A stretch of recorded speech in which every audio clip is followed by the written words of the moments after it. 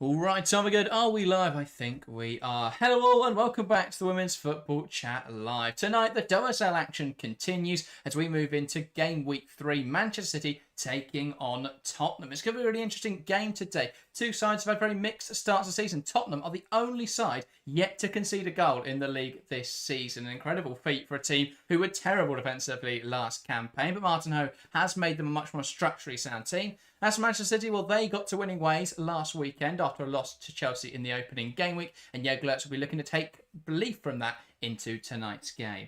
Harry, City go in as huge favourites, but with Tottenham's form, do you think they could really pull off an upset tonight? 100%. I think this is the kind of game where pre-season we'd sit watching this and go, well, we expect Man City to win comfortably, especially the woes that Tottenham had in the 24-25 season. But this season, 2 wins out of 2, yet to concede a goal, 3 goals scored. It's not been a bad start under Martin Ho, and I think that they will prove to be very, very difficult for the travelling side. And a Man City side who did look much better against Brighton, but are still suffering teething issues.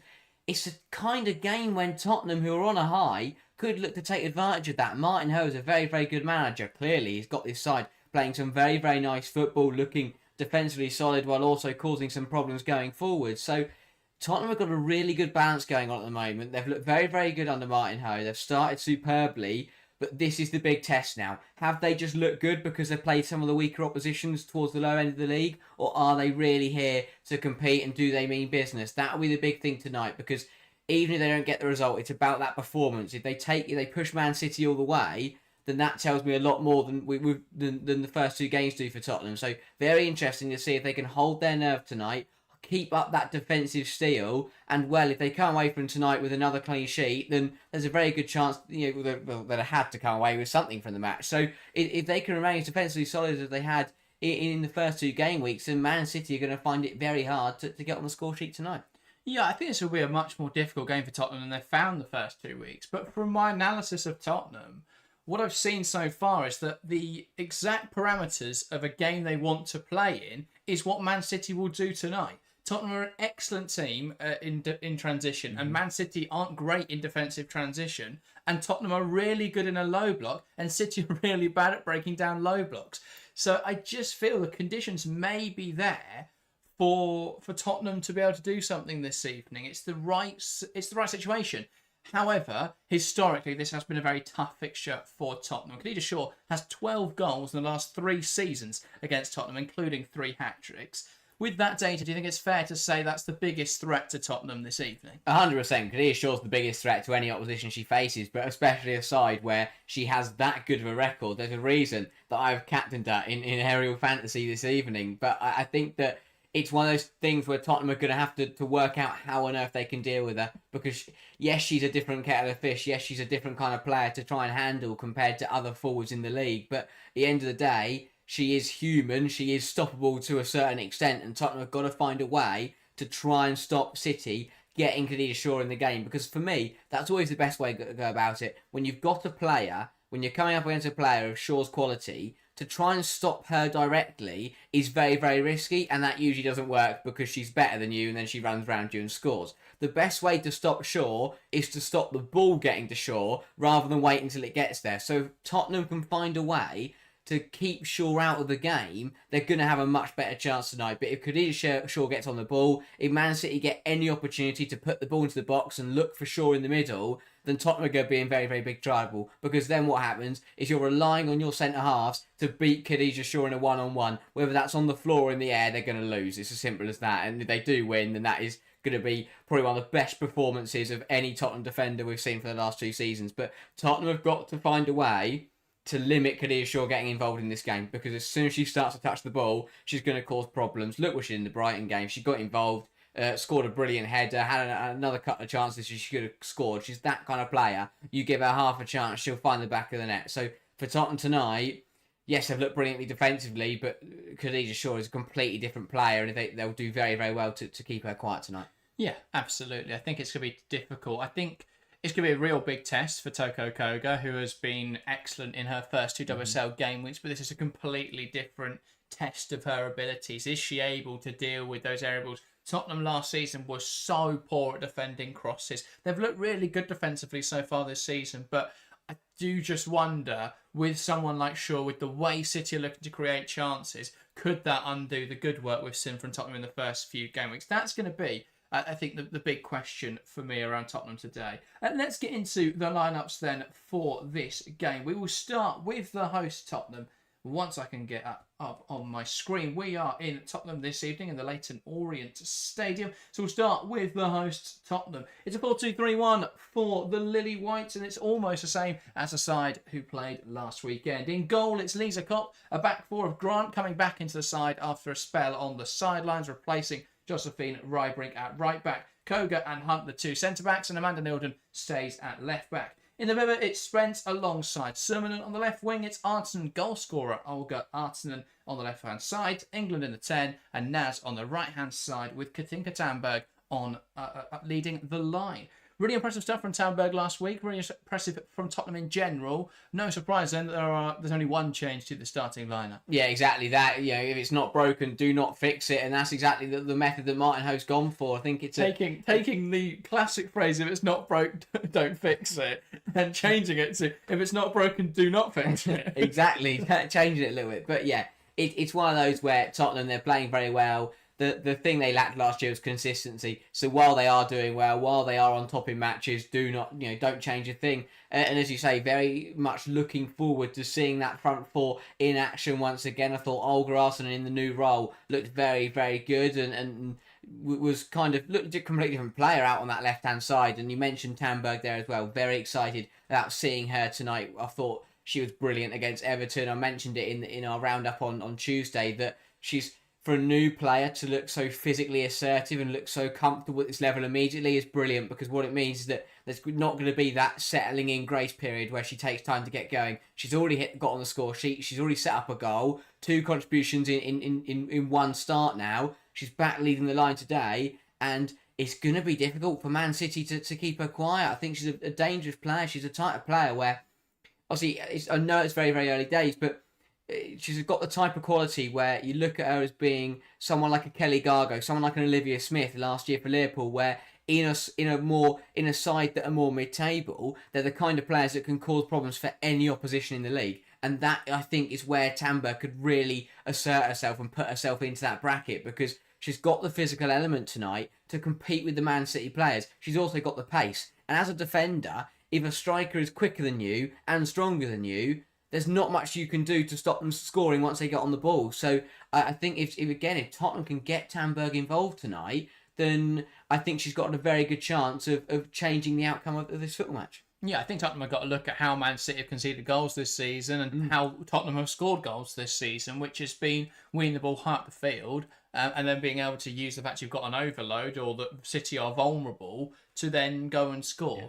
City's problems have come from trying to play out from the back, but often it's also been transitional moments. Manchester City more. So Tottenham goals have come from stopping teams playing out from the back. City goals have come from poor transitions. But we've seen Tottenham looking to transition, and I think that now they're playing against a team with a high line, there's a huge chance they get opportunities in behind. So Jess Naz could be absolutely key this evening, but she's got to be on it for Tottenham. Yeah. I think she's shown a bit of promise in the first 2 game weeks, but this week she's got to hit it. And if she does, and if she can exploit the space left on that left-hand side for Manchester City, I mean, look at what happened to Alex Greenwood in the opener, where she got skinned by Ellie Carpenter. They put the ball across the box, and the centre-backs didn't do it. Now, granted, it's going to be slightly different because Uwe Harvey plays left-back tonight. Greenwood's going to be in the middle of the back 3 when they're building up.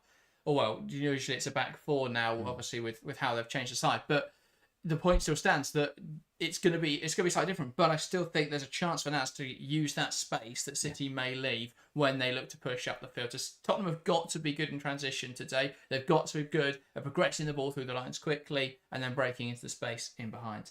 And let's have a look then at the Manchester City team. It's 4-2-3-1 for the Citizens. In goal, Kiara Keating keeps her place despite conceding last time out. Centre back 4 of Kasperite, Pryor, Greenwood and Uwe Harvey.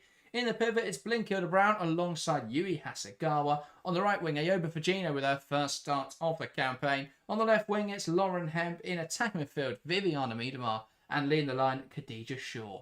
So let's discuss City. I want to start with Viviana Miedema. Do you think she's got a point to prove after what's been a pretty slow start to the season for the Dutch forward? 100%. I think that Miedema really has just struggled to get into games, and that's not helping Man City. And she's got away with it for the first couple of games. The issue, she starts again tonight, but the problem she's got now is those key attackers are starting to come back. Firgino's back into the 11 tonight. Caroline is coming back to fitness. Fowler won't be too far off now. So Miedema's really got to start to hit the ground running, because if she doesn't get going in the next few games, then suddenly her place in this starting 11 is going to be up for grabs for another player. So if I'm Miedema tonight, I'm feeling like I need to get a contribution. I need to have a good game.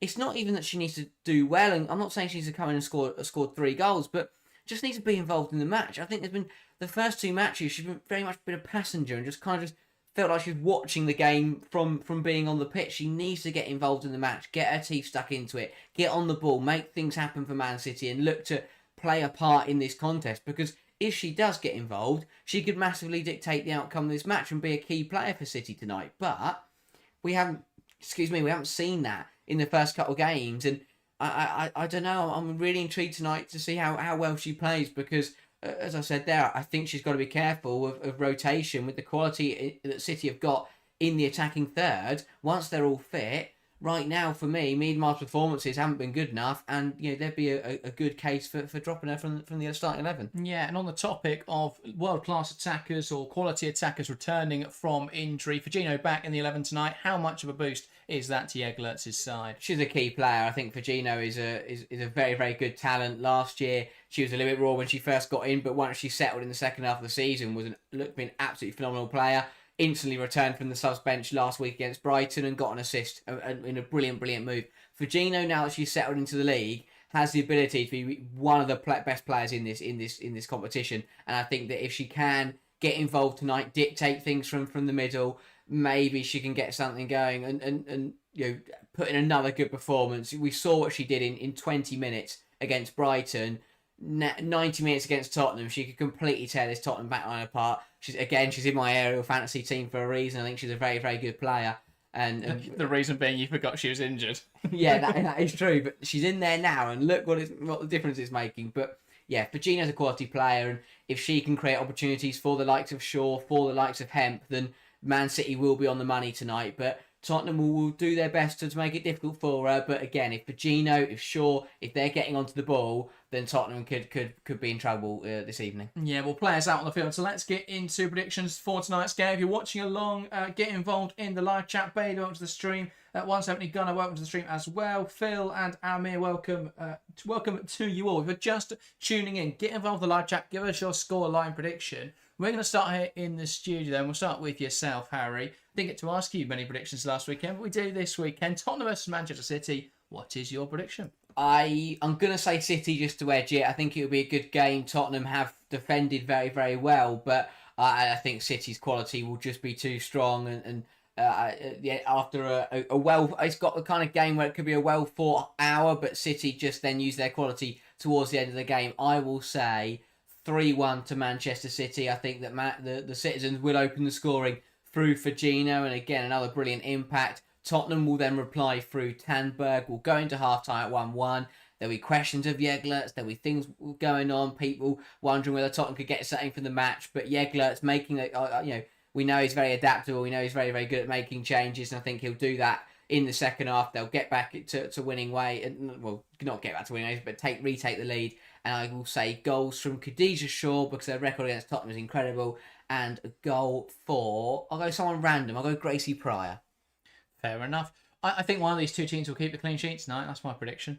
I think it's either going to be a strong City win or a tight Tottenham one. And you know what? I'm going to back the upset tonight. I'm going to say Tottenham 1, Manchester City 0, which feels like an insane prediction given City's record here in recent seasons. An insane prediction given just Khadija Shaw's record in recent seasons. But I've been so impressed with Tottenham, and I still think there's a little bit missing from Manchester City. So we'll see. It does look like a potential shape change for City tonight, though, so that'll be very interesting to see. Sim, welcome to the stream, going 4-1 City. Phil saying 3-0 City. Could see it being more if they get one early. Fair enough. It's Gator, welcome to the stream, going 3-1 to City. So a range of predictions. But it's Tottenham who will get us started tonight. Olga Artinen from the middle, waiting for the referee's whistle. to get us underway and kick off game week 3 of the WSL season. We'll also be keeping tabs on London City Lionesses as they face Everton this evening. But our focus will be on the game here. Tottenham taking on Manchester City. Arsenal waiting for the referee, who has a lot to do seemingly before she can let us get underway here this evening. Now waiting while Beth England has a chat, but Arsenal can now get us started. Knocks it back and we're underway, but Khadija Shaw's gone too early. So hold your horses, because we're going to have to take another moment. Arsenal from the middle. The most delayed start to a kickoff we've seen this season.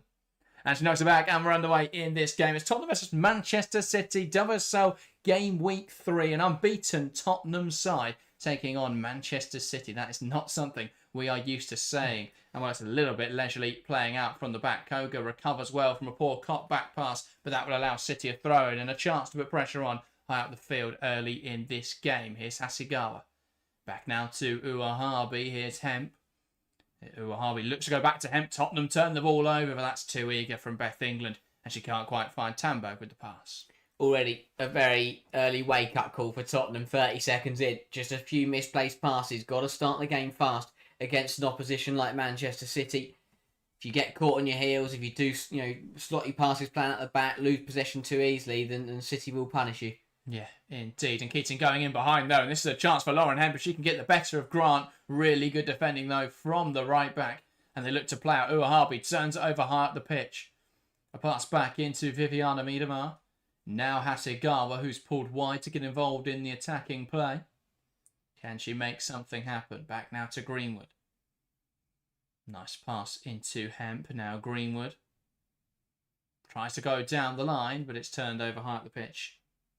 Deep in their own half, by Tottenham. Phil confirms he's watching Everton London City. Can be our correspondent on that game. Looking forward to the update, Phil. Tottenham coming down the left-hand side. Here's Amanda Nilden. Space to drive into. It's a nice pass inside to Tamberg, who's got to turn and realise the acres of space that England was in behind her. Yeah, that's a let-off for City, because Tamberg, Tottenham had so many players in space there as they came forwards. Now, well, Grant can't quite get that ball under her control. So that's out again for a Manchester City throw. Here is Uahabi. Doesn't look like a shape change at the moment for City. No. Oh, yeah, it doesn't. And we weren't expecting. It was a bit weird when the lineup came out from everyone who was reporting it. But, yeah, it doesn't seem to be any changes. But for a side that had a perfect start, Tottenham have started a little bit sluggishly. Just, already a few misplaced passes and errors. But it's been working so far this season. So they've not. That's the thing. They've not been perfect in their matches, but it's working. And the bigger thing is they are finding space. But Man City are the ones coming forward now. Lovely combination between Fagino and Shaw. Lovely movement from Fagino to beat a player. Ball into the box, but Toko Koga heads away well. Here's Hasegawa, too leisurely. Back to Blinkilda Brown. They're caught in possession again. City. Here is Artinen though, out of room. And plays a pass forward. Now Naz on the left-hand side. Back to Nilden, who flicks it forward. Looks for England. Lovely control from Beth England. Now finds Artinen in a pocket of space. And it's Nilden back to Hunt, who's again under pressure. Will knock it out to the right-hand side. Here's Toko Koga. He looks so calm in possession of the ball. Tries to flick it into Katinka Tamberg. It doesn't quite come off. Yeah, although that hasn't come off, I think it's still really promising from Tottenham. They're happy to have the ball to let Man City come at them. And to be fair, they played out of it nicely. And, Tamberg traps that ball down and suddenly Tottenham could have been away. Yeah. But it's that's confidence, exactly what they needed to do. Well, it's build-up. We haven't seen Tottenham build up for a year now. Yeah. Last season, they couldn't play out from the back. They couldn't progress the ball forwards. But now, we're seeing them with structured build-up plays and play through a really good pressing system. We know that Jeglertz is huge on his out-of-possession shape, on pressing aggressively. But Tottenham have just played out of it fairly easily. Here's Hemp, pass inside, turned over by Summonen, and now it's Blinkilda Brown, and City want to drive forwards. England puts her under pressure. Now they play out well, though. Manchester City has a more direct pass into Viviana Miedema, who just slows the game down a little, waiting for teammates to get up in support. Now Uahabi, a pass inside to Hemp. Not the area she wants to operate in, though, Lauren Hemp. I don't really understand why Miedema did that. Miedema ran at her. She carried the ball out wide, and Hemp had to come inside to create space. But they have turned the ball over half the pitch here. Here's Viviana Miedema, concede possession to Evelina Summanen. And now Tottenham can build out. Koga. Back now to Kopp. And here's Hunt. A little bit of space to drive into here for Hunt. Now Artinen caught out of the pitch for Gino into Shaw. Brilliant tackle from Koga, who recovers well and manages to find a pass out to Nilden. And now it's into England. Tidy touch from Beth England, who wants to switch the focus off this attack to the right-hand side. Looks to find Drew Spence in a slightly different role this evening for Drew Spence. It seems she will start off the right wing with Naz on the left-hand side. So slightly different to what we've seen from Tottenham in recent weeks. Here is Koga. It's interesting because nothing's changed in the attacking personnel. Koga does well to carry it up the field. Now Artinen. Grant, back to Koga. Now Kopp. And here's Hunt. City doing well to force Tottenham backwards, and it's Lisa Kopp now in possession. Lifts the ball forward well. Header one by Uahabi, but it'll drop in there for Tandberg, who does accidentally handle that ball. Just misjudged the flight of that one completely. Yeah, it's exactly what City will want to do tonight. Is press Tottenham right up, force Kopp to send that long, and then go and win that aerial duel. Didn't win it that time, but Tandberg just misjudged it. But it's a good start from both sides. They're both kind of executing what they wanted to. Man City are pressing Tottenham high and forcing them long, but Tottenham are the ones on the ball and trying to play out. Yeah, and Beth England here has the ball high at the pitch again. Pryor doesn't deal with that. Tandberg will put pressure on it, but it does roll through to Kiara Keating. But Tottenham are doing well. They're just trying to put City's backline under pressure, forcing them to go a little bit longer than they would want to. Here is Keating. Under great pressure from Tandberg. And Keating gets away with one there because it comes off Tandberg and out for a goal kick. But she was caught in possession. City didn't have the options playing out from the back. Yes, another one. A moment ago, Keating had, just went to kick it out and missed it. This time, as you say, had no options on, took too long, and Tandberg got in front of it. But really fast, really good start from Tottenham. They're being brave, they're being aggressive. It's exactly what's got them their first two results this season, but it's good to see the fact that they're not changing their game plan based on opposition. They're happy to come at a side that have the quality of Manchester City and to say, yes, you've got might have better players, but we're going to play better football and try and win this football match. Hemp gets the wrong side of Grant, puts the ball into the box, and that's dealt with well by Nilden. Yeah, but to be fair, though, Tottenham have played this way in every game, but it's exactly how you have to play against Manchester City. If they were playing possession-based football in all their games, then they probably should shift out for this game. But they've looked to play transitional football, high-pressing football, and focused on the out-of-possession stuff rather than trying to be a brilliant possession-based team. Of course, they're still building up, but often what they're looking to do is draw oppositions onto them to then use the space that they leave behind to attack into. And it's Man City back in possession. Greenwood, now Keating, and Tandberg will keep the pressure on. Back to Pryor, who looks for a forward pass, finds Virgino down the line, who loses out to England high up the field. Can they use this now? Tottenham, Summanen into Tandberg. Tandberg tries to slot it through the lines. Greenwood with an important intervention. A crucial block. Drops now for Summanen, who tries to play it forwards. Pryor out, but only as far as Summanen, who's high up the pitch. Spence steps in well, who has swapped back with Artinen now. So the same as they had it last week, and Nilden tries to go up the line there, but it doesn't quite work. I think the problem they're having with Naz at the moment, rather than Artinen on this side, is that Artinen was looking to tuck in to allow Nilden the space. At the moment, you've got Naz and Nilden just playing in the same position. Yeah. Which doesn't really make much sense. Again, can't explain why Ho has changed that one. Keating. Out now to the left-hand side. Here is Uahabi. Now Hemp.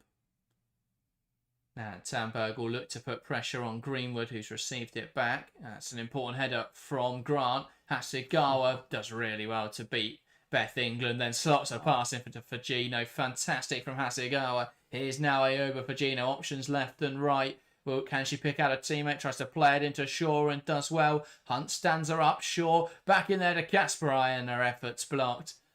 But the first decent attack for Manchester City of the game, and Shaw bringing down Naz. And that was a foul there. As Tottenham look to break. Yeah, good move from City. Brilliant from Hasegawa initially. Plays it into Virginia, who did everything right but the final ball. It's really good driving it forwards, but she always wanted to play that for Shaw. And for me, Shaw had just been dragged too wide. And then Shaw ended up having to rework it. And she did well, actually, to get it to Kasparai in the end, whose shot was blocked. But Virginia there has either got to go alone or look at the two options on her left. We've just got a bit too focused on trying to give it to Shaw rather than trying, she had 4 options there. Either 3 passes or taking a shot herself, and just seemed to get fixated on one. And City give the ball away again in midfield. A slightly haphazard challenge from Tamberg, but she does win it cleanly. But yeah, for Gino there, I think she had the same problem on the left-hand side as the pass to Shaw. It was such a difficult one to execute. It's because City are all flat. There's no real option to play in behind or find space because they're flat with Tottenham's line. So yeah, it's a difficult one for Gino. Probably could have just gone alone.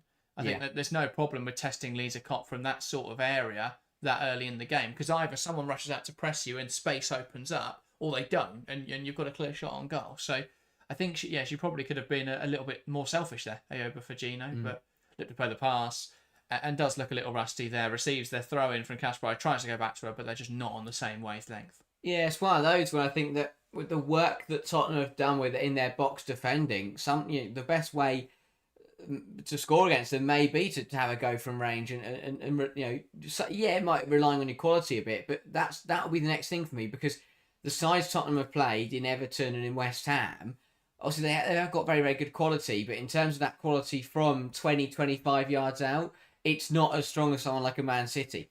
So 100%, Tottenham look to have sorted their box defending issues out. I mean, having that the back four they've got today and throughout the season has looked so much better at defending their penalty area than anyone did in the Tottenham shirt last season. But Toko Koga for me, topped of herself centre back in the making. I already think she's looked quality this season.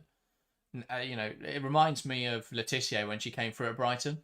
Just so assured despite her young age. She's physical. She's good on the ball. Just so many qualities of a top player. But and what it's doing for Tottenham is it's asking questions of City. It's exactly what you said about them finding it difficult to beat a low block. Is that it's not necessarily a low block, but in terms of being good defensively, Tottenham City are going to have to find something different. Yeah, they're disciplined. They're regimented, and so City need to draw them out. But they're not going to do that. So it's going to come down to City have either got to draw them out, which Tottenham haven't done yet this season, or it's going to come down to their individual quality, which City have in abundance. Yeah. But someone's got to make something happen in this game. And at the moment, that hasn't happened. But here we are, 12 minutes in. But Tottenham look good. Here's Lisa Kopp, who is daring in possession. They're going to take Khadija Shaw on. And now it's Hunt. Plays a pass forward. England in space. Shifts it out to Drew Spence. Spence now with Nilden overlapping in their space on this left-hand side that Tottenham can use. Kasparai can't quite get there. Nilden plays it into Naz. Doesn't quite come off. And now Spence. Option down the line into Nilden. Back to Spence. Wanted to go back down the line to Naz, but that was read by Kasparai, who put pressure on it. Lovely from Shaw to win it back, but she has been brought down there fairly innocuously by Drew Spence. I don't know what impresses me more about Tottenham. How well the new signings have integrated and adapted to the league, or how well the old players look so much more comfortable. Because while the likes of Koga and Tamberg have done it to come in and done superbly, the way that like Kopp and Hunt look like completely different players. To be fair, Kopp was really good last season. She was. It's just difficult. If you face 50 shots a game, one of them's going to go in eventually. But I thought Claire Hunt was probably one of the worst players in WSL last season. But already in the first 2 games and 13 minutes, she looks like a completely different player. 10 times better than she was last campaign. I think, again, I mentioned it, Arsenal against Everton last weekend. That was her best performance of the last 2 years. It's incredible how Martin Ho has got the players who really struggled last season to turn up this campaign and look completely different. But I say a key aspect of that is that he's taken out some of the biggest problems. True. Players like Ash Neville, who I don't think was at the level last season, just kept giving away penalties, kept losing her structure. I mean, obviously he's changed the structure as well, and that's a huge part of it. But taking out Neville, taking out Barship, and replacing him with Toko Koga looks just a night and day comparison. Bringing in Tanberg, who's linked up really nicely in the attacking third. I think they're in a really nice position at the moment, Tottenham. But yeah, huge credit to Martin Ho. We've got a goal by the way in London City versus Everton. London City Lions is 1, Everton 0. It's Isabel Goodwin with her first goal of the season. A rocket into the roof of the net from a messy corner. Thank you to Phil for keeping us updated on that game. But London City, they need to get to winning ways. It's been a slow start to the season with them conceding 9 goals in 2 matches, but that is a much better start to this game. I don't know who that score is more worrying for, Everton or Liverpool, because that would mean that Everton have after dismantling Liverpool have really struggled, but for Liverpool it means they've lost to an Everton side. See that goal now. I mean, it's not a beauty. It's not a beauty from anyone involved. London City scrap it in from a corner. Everton failed to deal with it. I'll tell you what, Brian Sorensen has got some problems to sort out there. Yeah, it's so strange. They looked great in Matchweek 1, as you say, but I mean, there were issues first half that I think people just sort of glossed over because Vignola scored a hat-trick. But yeah, I do think that I didn't think they'd be as good as they were in Matchweek 1, but I wasn't expecting such a sharp drop-off. Yeah. Well, the basics seem to have fallen away. Like that goal there for Everton, that's basic box defending from a corner. How are you allowing the ball to bounce? Yeah, it's also one of those where, again, it's such a small sample size, because if they go on to win today's game, then we'd say, well, Everton are probably all right, and Tottenham are just really good. Yeah. So, it all changes in an instant. Exactly. If London City and Man City win today, then suddenly Everton look rubbish. If Tottenham win today and Everton win today, then suddenly Tottenham are the best side in the league. So... Yeah, Tottenham winning it and Everton will be second. It's one of those things where after the results tonight, you'll look back in hindsight and it'll make perfect sense. Ball into the box, Khadija short, and Spence wins the header, cleared away by Greenwood. It's going to drop in there for Jess Naz. And Tottenham will look to break down the left-hand side. Excellent from Naz. And Hemp getting back involved with a defensive play, but Tottenham with a throw now high up the field. Charlotte put welcome to the stream, says, hey lads, how's this game looking so far? It's been really an enjoyable watch. Tottenham have probably been the better side so far. Yeah. I don't think that's an unfair comment to say. I think for the third time this season, City have started quite slowly. I think Tottenham, as they have in all their games really, look really good defensively and are posing more of a threat on the counter at the moment than City are when they attack. So, yeah, I wouldn't. There's no huge gulf between the two sides, and City will undoubtedly step it up, and Tottenham will have to respond to that. But so far, Tottenham have dealt with everything City have thrown their way. I just feel City are missing a spark of creativity, but I am also worried about how slow they start in games. Similar to Everton, though, to be fair. This is worrying for Lauren Hemp. Her knee just seems to buckle there as she makes that tackle, and she's gone down in some discomfort. And for a player who struggled a lot with injuries last season, this will undoubtedly be concerning for Manchester City's medical staff. Yeah, it's that left calf that she's holding and got a problem with. It's a weird one because it's always weird when you see the player who makes the tackle come away with an injury, especially when it's a clean tackle. She hasn't gone in and necessarily made contact with Naz at all. Just, she slid in there. But an opportunity for both managers to get some instructions into their players. I think Martin Ho is probably the happier of the two at the moment. Jeglertz will be hoping to get his side going. I think it's not that Tottenham are in complete control here, but I would say the first 18 minutes did belong to Tottenham, and City will be hoping to just try and work their way back into this game, because if they can get, Khadija Shaw hasn't touched the ball yet, and apart from obviously she's touched the ball, but you know what I mean, hasn't really got involved, and that's what I said in the build up. If Tottenham can stop the ball getting to Shaw, they'll have a very good chance of getting a result tonight. And that's exactly what has happened in the first 18 minutes. There's a long way to go, but City have got to find a way to get Khadija Shaw more involved in this football match. Yeah, absolutely. I think it's obviously Tottenham's biggest thing. I saw to deal with her. That's their prerogative today. There was in the press conference, it was Jacob Bernstein actually who asked a fantastic question asking Martin Ho, how do you plan to deal with Khadija Shaw? And he gave quite a diplomatic answer of, well, City have a range of attacking threats and we'll look to deal with all of them. But, Shaw is a fantastic player, a brilliant forward. And so, yeah, that's something he said that was something they'll be mindful of. So, yeah, it's clear they are aware of the threat Shaw poses, especially with her recent record against Tottenham. Lauren Hemp is on the sidelines now and doesn't look able to put weight on that leg. So that's concerning for Lauren Hemp and for Manchester City. Hopefully nothing too serious. But, well, will she be able to continue is the big question. At the moment, is just struggling to put weight on it.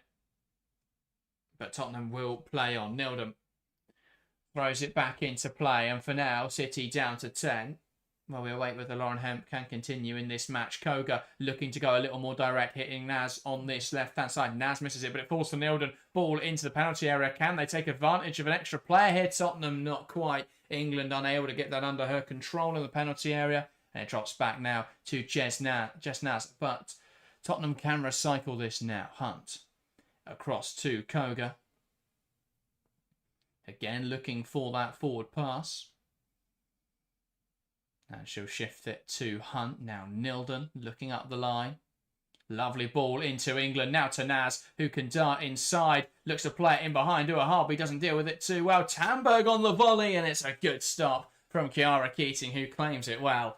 If Tamberg had scored that, well, she'd be on for 2 goal of the season contenders already this season. Unorthodox, but brilliant from Tamberg. She does really well because what she does, she realises that although she could easily head this ball towards the goal, she's never going to get enough power on it to beat Keating. So she backs herself into Pryor, hits it on the overhead kick attempt, and does well to get some height on it. And yes, it was a pretty easy catch for Keating, but still, it tested the Manchester City goalkeeper. I do just think she's got to be looking up there. She's got to be aware of her surroundings and see that if she just touches it down to Beth England, she's in a much better position. But alas, not a bad start. And the link up there between Jess Naz cutting inside and England then cushioning it onto her. Lovely stuff between the two of them. Lauren Hemp is off, by the way, that injury, seeing her leave the field of play. Caroline on in her place. That is a huge concern for Hemp. So hopefully it's a speedy recovery from that one. But Caroline on and a chance to show more of the quality we saw last season. She missed the first 2 games of this campaign. She did get a sub appearance against Brighton. But she'll get another sub appearance now and a chance again to show her quality. Cass Bryce sending it forwards, looking for Shaw in behind. And it's going to fall to Toko Koga, who just misses that one. But she does really well then to take on Khadija Shaw, win the challenge. And Tottenham looking to go long again. Yeah, it's a difficult one for City. Virginia comes back, they lose Lily Murphy. Caroline returns, and now Hemp has had to come off of an injury. Just can't seem to keep everyone fit. Yeah, their squad's like a busy nightclub. It's got a 1 in, 1 out policy at the moment. I mentioned at the start Miedema's place being under threat because the injured players are returning. Well, she might just survive. Yeah, with these blow par performances. With Grace Clinton back amongst the substitutes today, there is definitely an opportunity there. Here's Virginia, tries to poke a ball through the lines. Lovely combination with Shaw. Virginia, arrows one home, and City find a breakthrough. Lovely combination between Khadija Shaw and Ayoba Firgino, and Firgino fires home emphatically, arrowing it top corner. And nothing Lisa Kopp could have done about that one, but it just felt like a momentary switch off from Tottenham. Lovely play from City, and Firgino finding the back of the net. I spoke about Tottenham's blocks defending being really good, which means City were going to have to find another way through. It's brilliant combination once again on the edge of the area. Firgino again was the one involved in the combination that led to the winner against Brighton. She set that one up this time. She's the one putting the ball in the back of the net. Lisa Cott gets a hand to it and potentially we feel like she probably should have tipped that round the post. But a great strike from Firgino. And I tell you what, that's got to be a stronger hand from Kopp. Wasn't as high as I thought it was. It's Kopp's hand that pushes it a little higher in the goal. It's one of those. Nilden goes to put a challenge in on the initial ball from Firgino. It goes under her foot. Yeah, slight bit of fortune, but a lovely goal from Firgino. Take nothing away from the strike. And my fantasy team was just lit up with points. There we go. That's the important thing, really, isn't it? Ding, ding. Khadija Shaw captain with an assist. Firgino goal on Visionary. I was playing the differentials today. I've got Beth England and Teko Koga. I've got no City players. That's really silly. I couldn't get him in my team. I had to make 2 transfers this week because I've had so many people not playing. Well, you do get 2 free transfers, though. So. Oh, sorry, I had to make 3. Oh, okay. We took a -4, and I still couldn't fit any City players. It's exactly what we spoke about. How what's happened there is City have got Khadija Shaw in the game and used their individual quality, and now they lead. And yes, Tottenham have started well, but that's what the big sides do best. Get their best players on the ball in good areas, and they will find the back of the net. Here's Viviana Miedema. Now Hasegawa, who looks to play it in behind, looking for the run of Caroline. Cop quick off her line, doesn't deal with that well though. Does well to reclaim it afterwards. I think everyone just needs to take a deep breath in a white shirt at the moment. Yeah, a nervy few minutes for Tottenham's Lisa Kopp. Just need to settle, and this is a thing because suddenly, this is what the big sides do. You can start well, you can be in the game, then as soon as the better side scores, your game can unravel very quickly. It's important for Tottenham to not allow that to happen and to make sure they keep their foothold in this football match. Grant plays it in behind, and that'll run through to Chiara Keating, and Tamberg now will put pressure on the City backline. Here's Pryor. England making sure she can't play out, and she goes back to Chiara Keating. Now Greenwood pass forward into Miedema, who's got Koga on her back. Greenwood. Here is Uahabi. Now Miedema wants to play a ball out to the right hand side. Opts for Pryor instead. Now Blinkilda Brown. Under pressure again there from Summanen. Goes back to Keating. And here's Uahabi. Phil says both teams look very flawed in this one, but it's a good game to watch. Fair enough. Here's Kerry, and then looking to take on Grant. Going inside and out, goes outside. Ball into Shaw. She can't quite meet it. Cleared away well by Hunt, but that's out for a corner. Really good defending from Hunt. Just sticks with Shaw and gets a good block in to turn it behind. But better from City. More direct. And Caroline just running at Grant. Takes her on. Beats her. Gets a good across cutback towards Khadija Shaw. Hunt does well to follow her.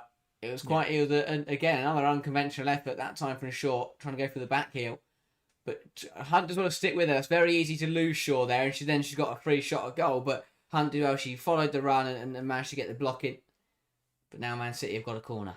Yeah, it's the kind of one last season where Shaw finds herself in an acre of space inside the Man City penalty area. Ball into the box now, though. It bounces around. Khadija Shaw at point-blank range. Denied by Lisa Kopp. And Blinkilda Brown will see it out for another corner as City look to rain down pressure on this Tottenham back line. Great save at point-blank range from Lisa Kopp here. Oh, straight out of it. What a save that is. Brilliant reactions from Kopp. Too easy from Tottenham. Allow the ball to bounce in their own area. Shaw manages to get a foot on it. But Kopp does really well to get 2 hands behind that and keep that one out. Yeah, indeed. Well, Shaw, and this will be particularly worrying for Manchester City. Just looks like she's come off the worst in that situation, but she is all right to continue, just hobbling somewhat. And awaiting now the next City delivery. It's Greenwood on this one, who has to hold the corner flag in place. Now she can release it and look to play a ball into the box. Greenwood.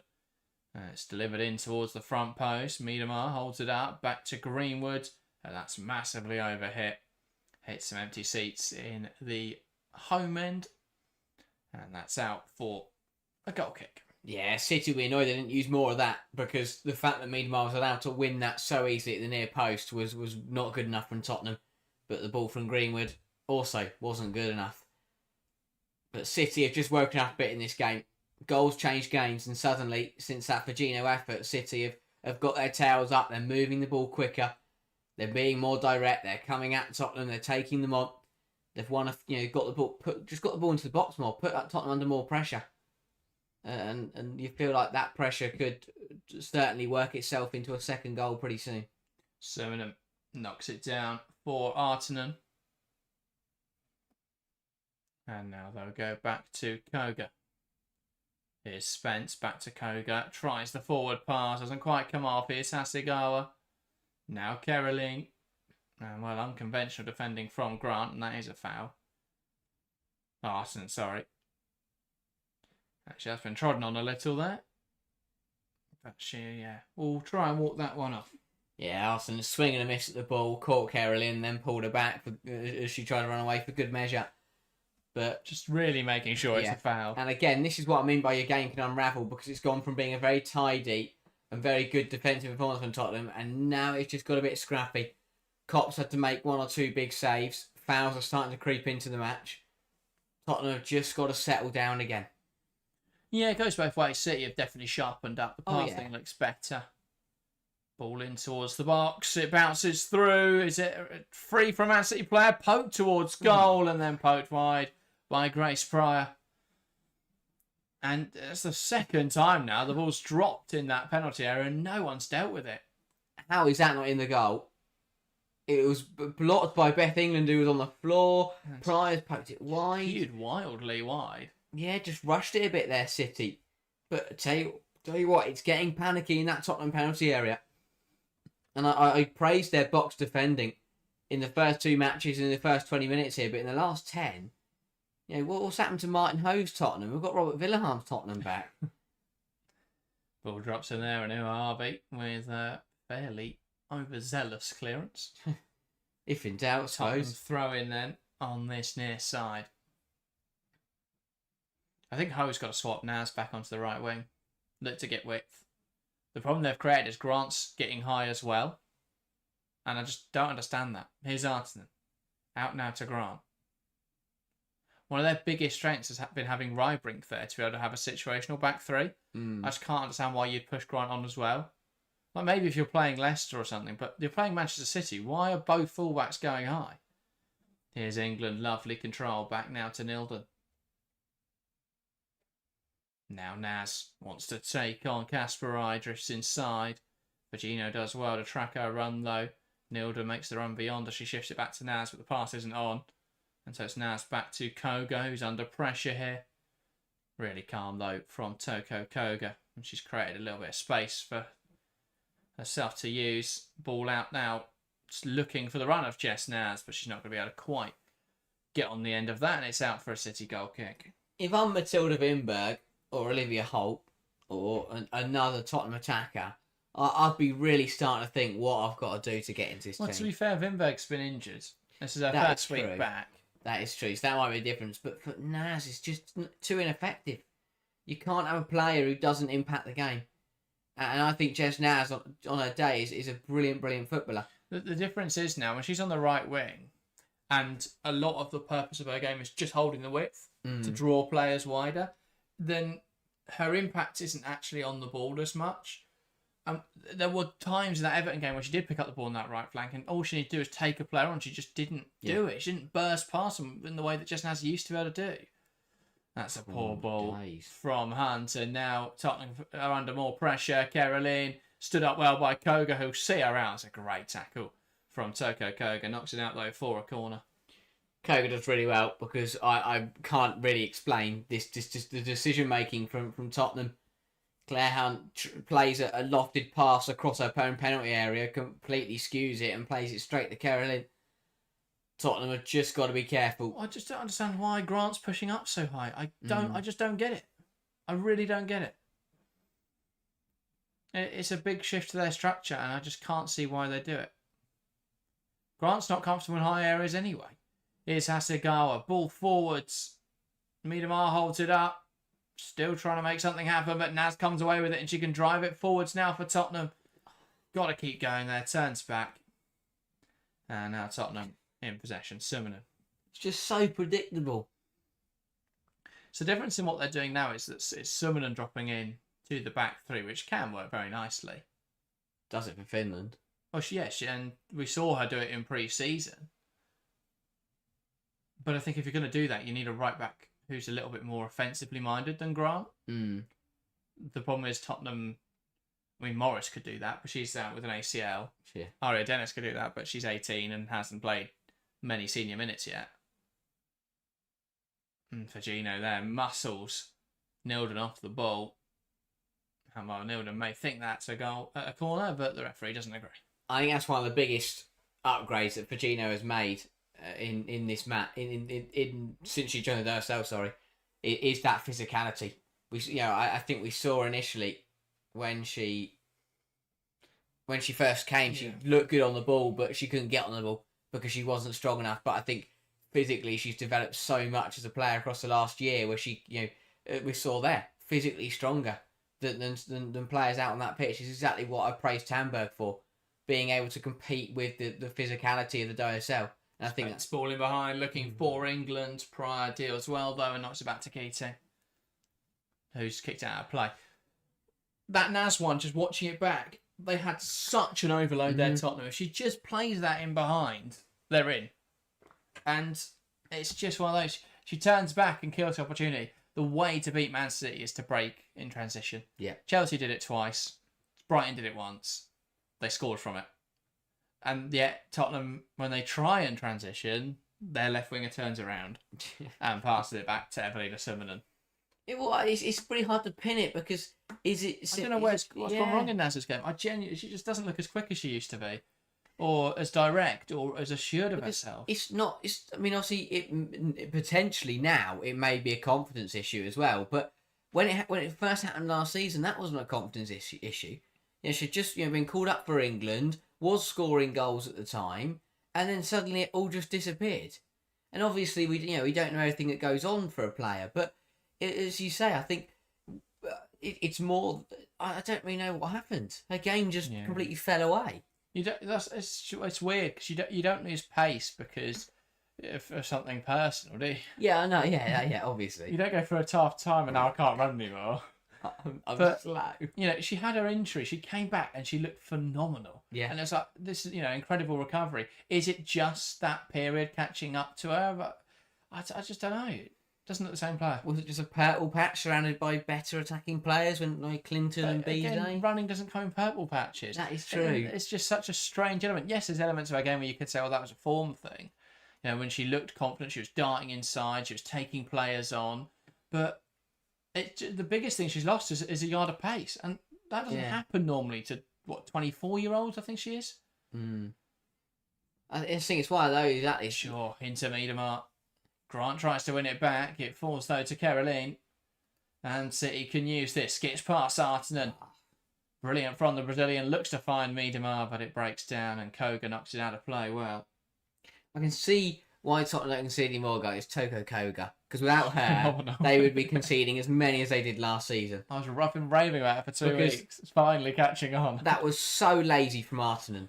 Just threw a leg out as Caroline burst past her, and then suddenly there was loads of space to use. What I will say is I don't know why.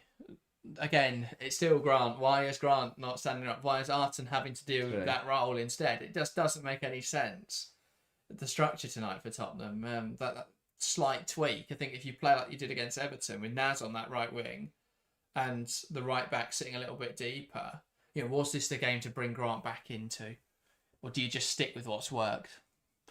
I think Martin Ho will probably look back on that as a slight mistake. Obviously, if they go on to win this game, he'll probably he'll find a slip and laugh at it. But there's got to be a reason. I'd love to be found the clip. That'd be great. But I think if you look, he's looking for more attacking upside potentially with Grant going higher, and obviously with Simonon dropping in, you think that the rest defence isn't impacted. But the problem you're creating is that at the moment, Caroline is looking comfortable. That's smart from Hunt. Initially, she tried to hold it back, realised it wasn't going to work, knocked down a play. Don't mind that. She's playing the sensible pass. You don't give a corner away, though, in that situation. You look back to your goalkeeper, and your goalkeeper goes long. You put it somewhere else. Or even to Simonon, who was stood right there. But yeah, I think it's just... I'd rather that than she tries to, flick it over their heads and, rainbow flick or something. So, better safe than sorry. Yeah. But maybe it's just because I'm watching them this week, but... From minute 1 to minute 38, Tottenham's defensive standard has just deteriorated. It's really for 20 minutes it was brilliant, and now last 20 minutes it has just fallen off a cliff.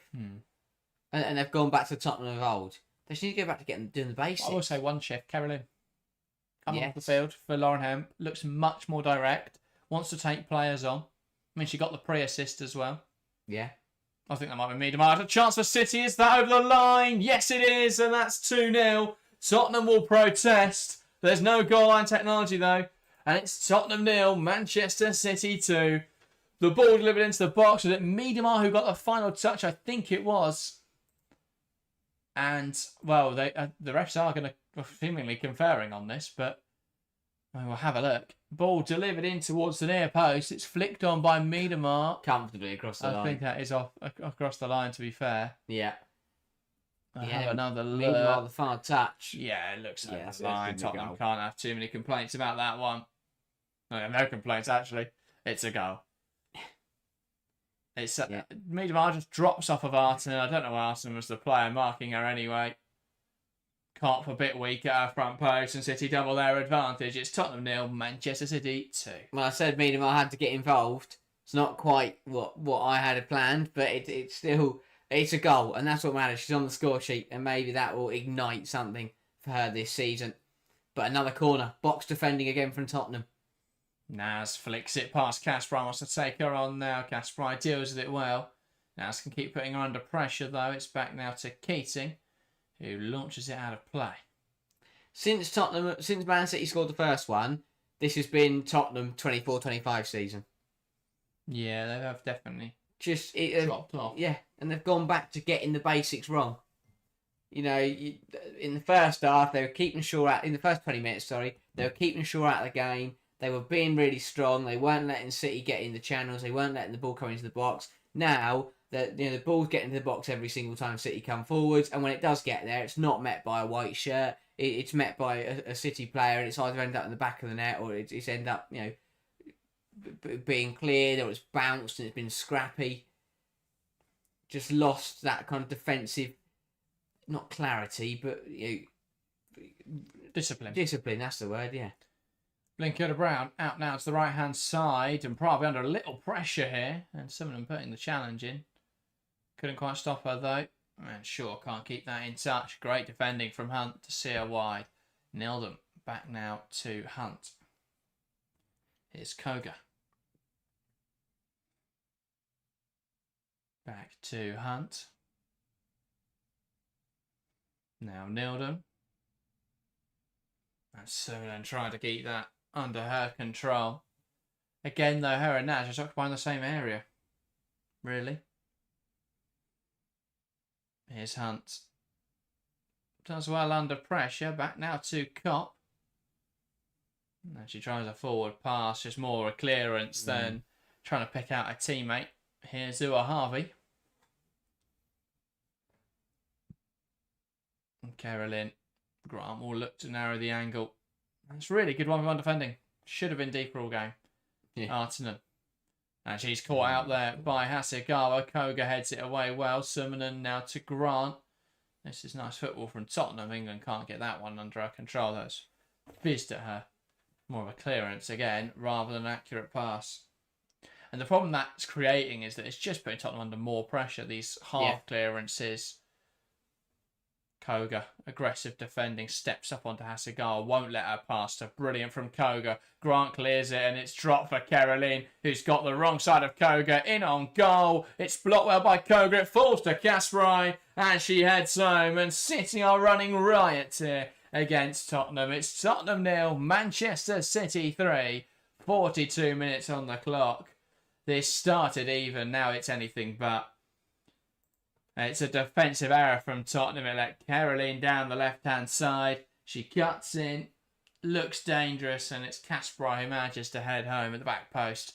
And Tottenham need a huddle to shore things up here for the last few minutes of the first half. Carnage. It's absolute carnage from Tottenham defensively. Really good stuff from City. Great hold up from Miedema. Does really well. Ricochets off her kindly for Caroline. Not sure what the movement is here. Defensively from Tottenham, it's an absolute mess. Why is Naz the one picking, trying to win an aerial duel? She's tracked it back. She's not trying to win the aerial duel. She's trying to kick Kasparov in the face. Is that Claire Hunt who moves across into the space that Toga's defending, which leaves a massive gaping hole in the middle of the back line? And it's a mess from Tottenham once again. City take full advantage. Third goal of the night, third different goal scorer, and they're running riot before we've even got the half time. But Tottenham, since that Virginia first goal, have looked miles off it. Barnes, who went to the stream, says who scored the second goal. It was Viviana Miedema. Headed in from a corner. Oh, yeah, it's incredible how Tottenham look so comfortable and really well regimented and strong in their structure for 25 minutes, and then they have just completely unravelled. Yeah.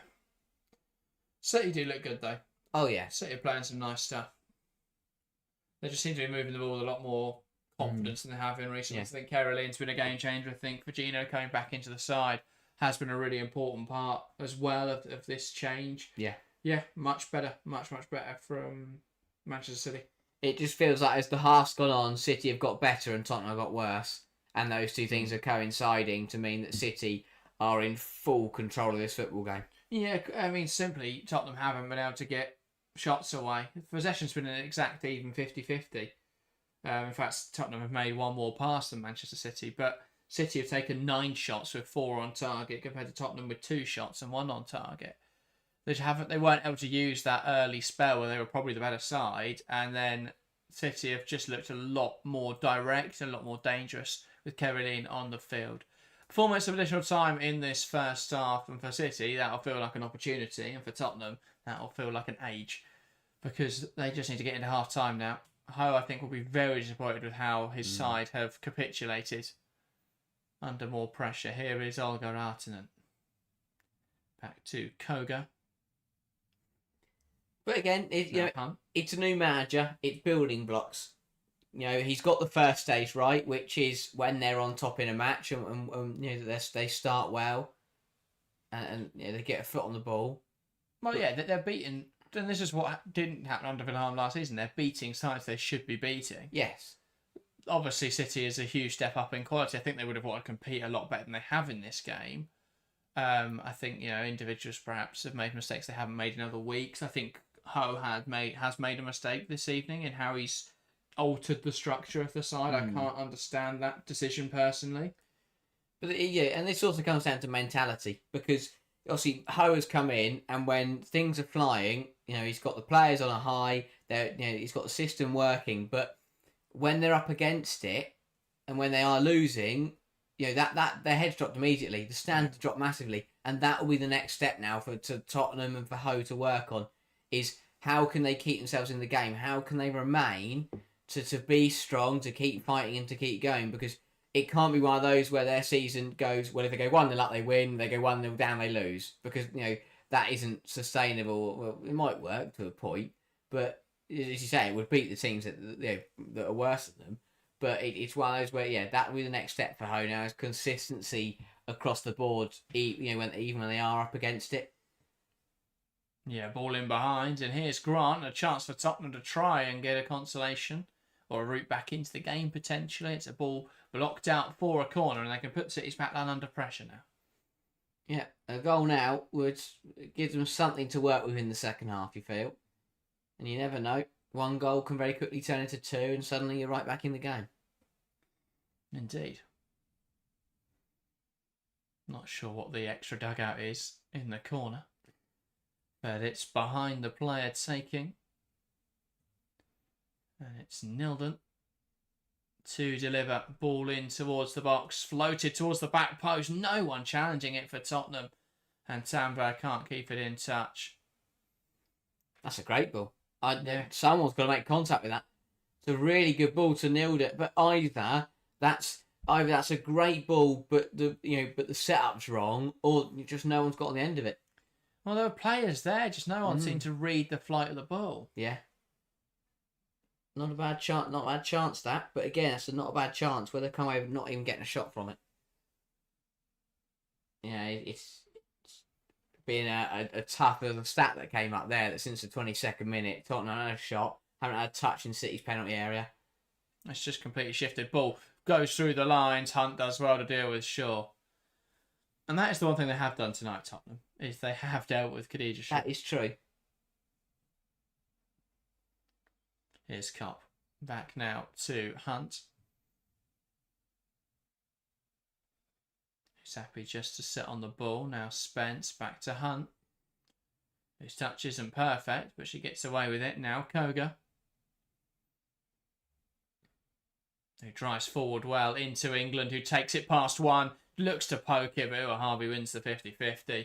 You feel England backed out of that a little earlier than she perhaps should have.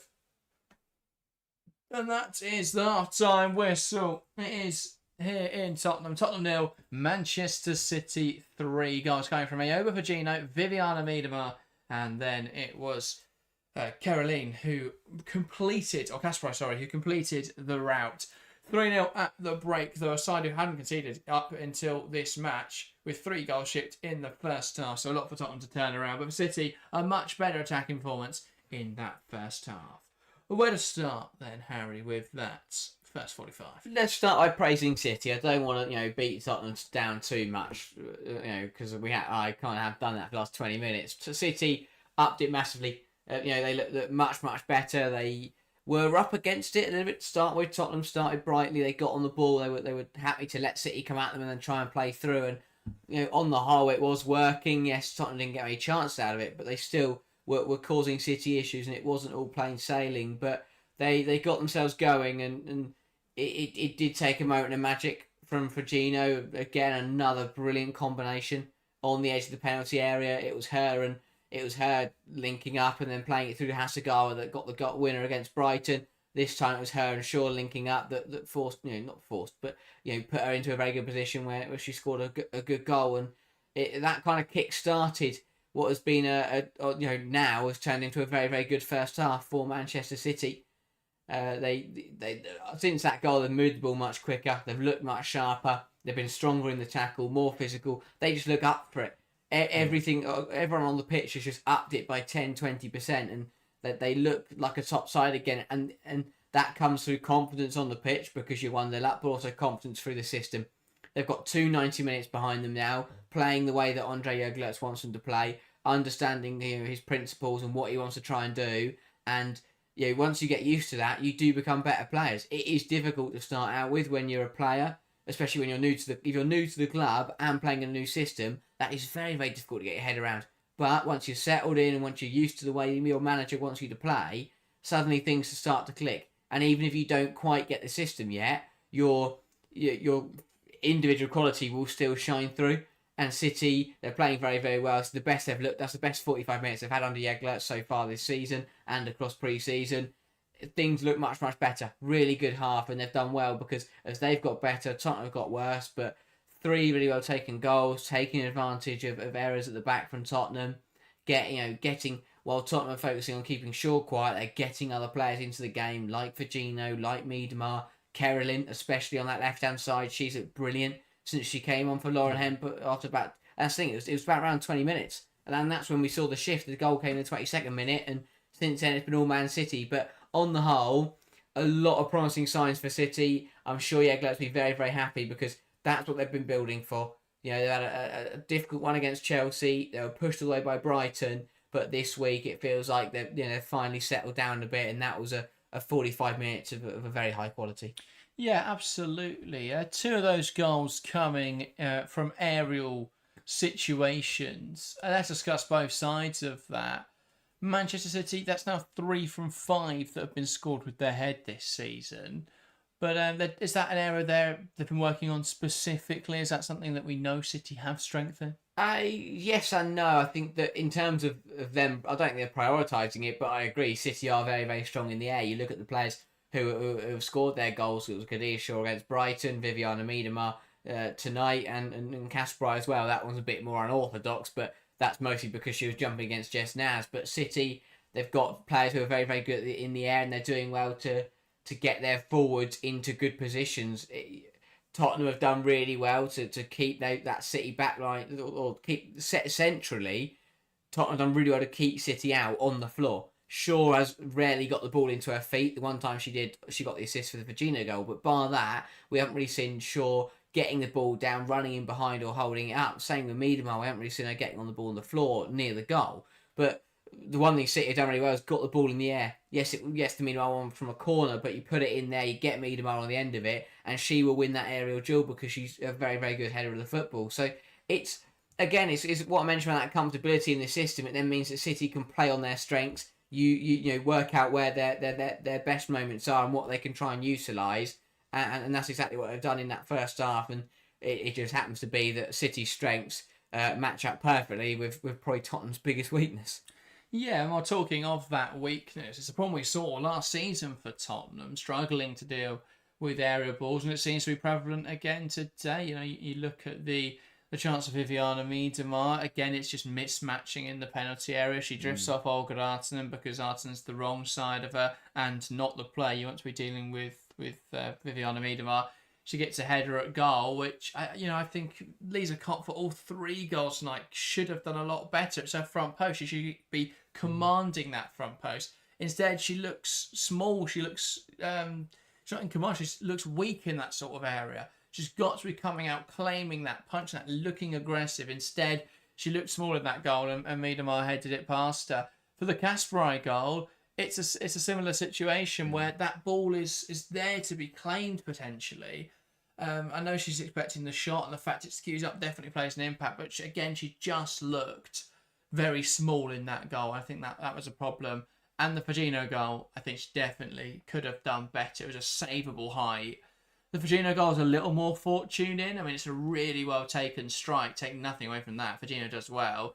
Kopp should probably do better. It's a savable height. But obviously there is that challenge from Nilden. If they win the ball there, it's a completely different situation. So there's a little bit of fortune in there, but City do well. But there's that replay again of the Miedema goal. Kopp ducks at the front post. There's no excuse for that. She makes herself small in that goal. You've got to be big. You've got to come out, claim it, be strong, be pushing your way through those bodies. And if there's an obstruction, you go down like any goalkeeper does, and you go, well, I was fouled, and then they probably overturn that goal. But instead, because she's already weak, and there's no chance of her competing for that, got to come out, got to be the player that claims that. And then for that Kasparai goal, yeah, I mean, it's just one of those. I feel for Kopp a little bit on that one, a lot more than I do on the others. It's unfortunate. Kogas does really well to deal with Miedema. Grant tries to step in, ends up kicking it into Miedema, and that then pings away. And because she stepped up, it falls to Kerolin. Kerolin does well to dart inside. Koga does brilliantly to recover in front of her and block the shot, but it's just unfortunate really that it skews up, and I can't understand Jess Naz's attempt to defend that. Got to lead with the head and got to be stronger there. Instead, she's behind it, doesn't react, and Kasparai pounces and heads home. Yeah, it's weird that from Naz because her attempt was so lazy. Just the way she put the leg up. But I don't. It's weird because I say that was lazy, but she did so well to sprint and keep up with the runner Kasparai. So if you've done all the hard work, why would you get there and just dangle a leg in the air? You'd be strong, you'd be assertive, you'd jump, you'd get your elbows out, and you'd head the ball away. And again, it comes down to another Tottenham problem of just not being commanding enough in the air. Whether that's the goalkeeper, whether that's the centre half, just people in the penalty area have got to be stronger in the air. The problem is on all of those 2 goals, it's players who aren't the natural centre backs because Tottenham have been drawn out. It's a corner where, I mean, why is one of your centre backs not on Viviana Miedema? For me, you put a player, you put one centre back on Shaw, you put one centre back on Miedema. The rest of the players, realistically, there's not a huge amount of attacking threat. Yeah, if Rebecca Knack's walking into the penalty area, stick all of your centre backs on her and worry about the others later. But she's not. And yeah, why is Olga Artinen the player on Viviana Miedema? That's asking for trouble at the front post, and Artinen's behind her. That's right in front of her. She's that ball was above her. She had no chance of out jumping Viviana Miedema. Meanwhile, just drifts off of her. She's in space and she heads it in. And Kopp's got to be bolder. The defence has got to deal with that better. So, yeah, one of mixed understandings really for City. They've done well to capitalise on Tottenham mistakes, but again, the problem will be, well, why are they too reliant on the other team making mistakes? Again, it's so early in the season. We have so many questions about this team. As for Tottenham, it's the first team that have truly put them under defensive pressure, and they've been drawn out. They've been opened up a little too easily. I think if this was 1-0 or 2-0, I wouldn't be too concerned. You just go, well, stronger opponent, mistakes coming from players who shouldn't be in those positions, and quality has prevailed, but 3-0 with 45 minutes to play, that does concern me, because if this gets to 4 or 5, that's a really embarrassing defeat. Yeah. If Tottenham turn this around, get a goal back, maybe, start to look a little stronger in the second half, even if they're going to lose 3-1, it's a completely different story. So this second half will tell us a lot about where Tottenham are at, whether those first 2 weeks were simply playing two really poor teams, or whether they are actually a genuinely good side, and that first half was a different story. So we'll learn a lot about these two sides in the second half. What we can say for sure, though, is my prediction won't be correct.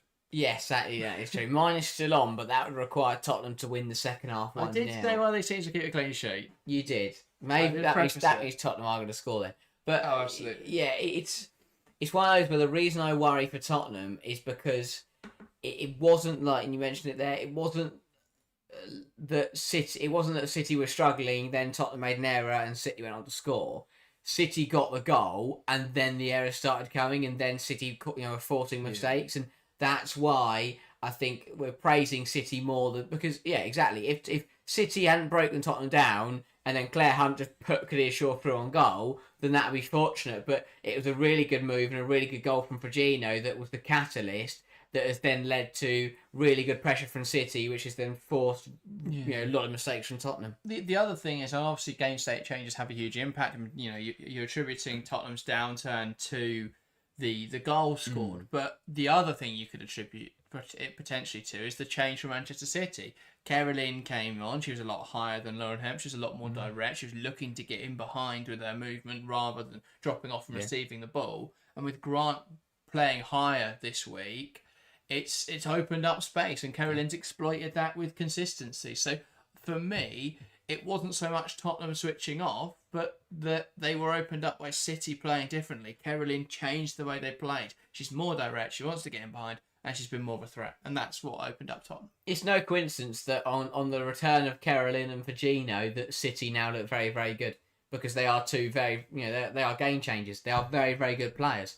Firmino has already popped up with she assist on her return last week against Brighton, already popped up with a goal tonight. Caroline has been phenomenal and been involved in absolutely everything since she came on for Lauren Hemp, and that's promising for City, because obviously if Hemp is injured, that is going to be a massive blow and a big shame. But what it also shows is that they've got players who can step up and still deliver when they are missing big players. And that Kadir Shaw's, we mentioned her record against Tottenham, we mentioned how dangerous she can be, but the fact that City are 3-0 up and Shaw hasn't got on the score sheet yet will be very worrying, if anything, for Tottenham. Obviously, yes, she's got an assist, but it shows that City, yes, they've got the quality of Shaw, but they've also got other players to back her up, and that's big. I think that City's biggest problem under Gareth Taylor was that they never had those trouncings.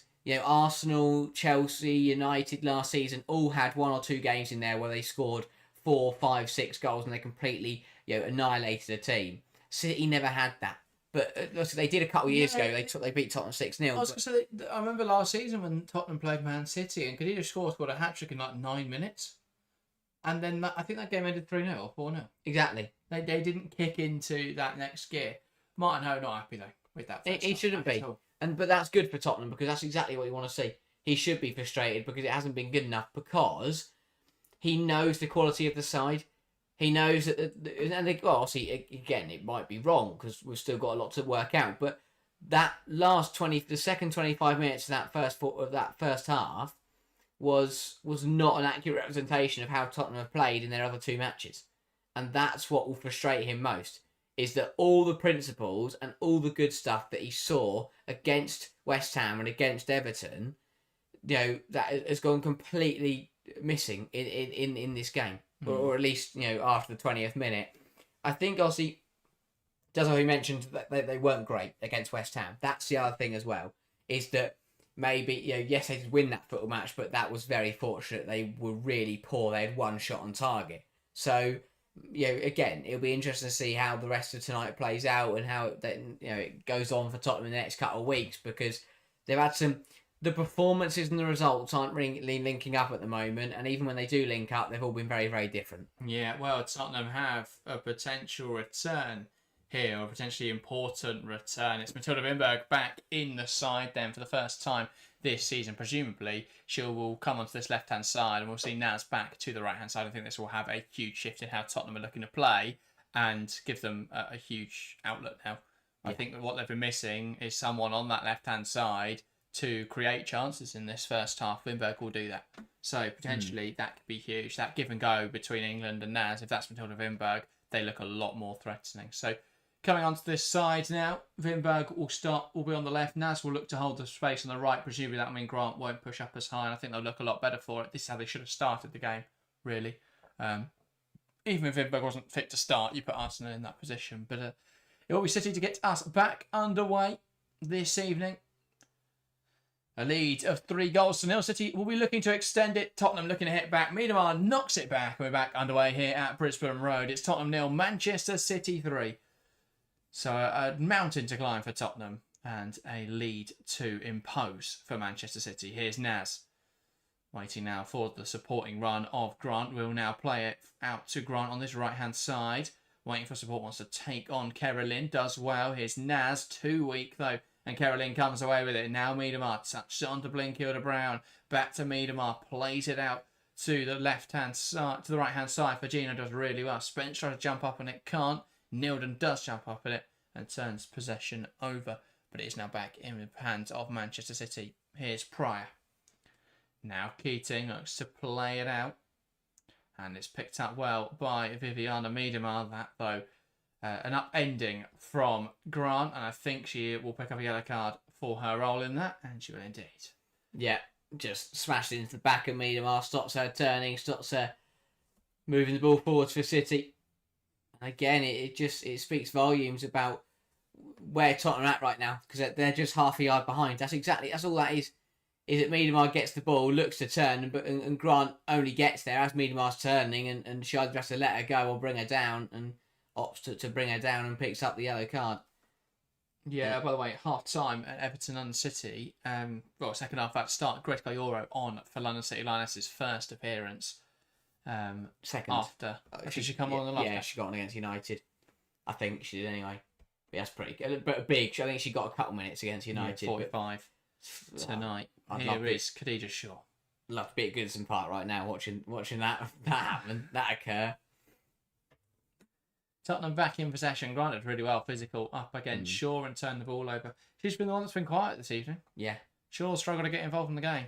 I mean, Miedema still hasn't offered loads in or out of possession, but she did score from the corner, so, you know. But she's got an assist, and that's the thing with Khadija Shaw. Sure, yeah. That's how good she is. Is that on a quiet? I agree. She's been quiet tonight, and she's still got an assist. Just an absolutely absurd footballer. Well, also the way that she's been used in this system under Jeglertz, she's holding the line to create space behind. So we're seeing a lot of City's players just behind that Tottenham back line get involved tonight, and that's why Fagino scored, because there was that space, because the defence couldn't step up. Yeah. They can't leave Khadija Shaw. There's Tamberg, nice hold up.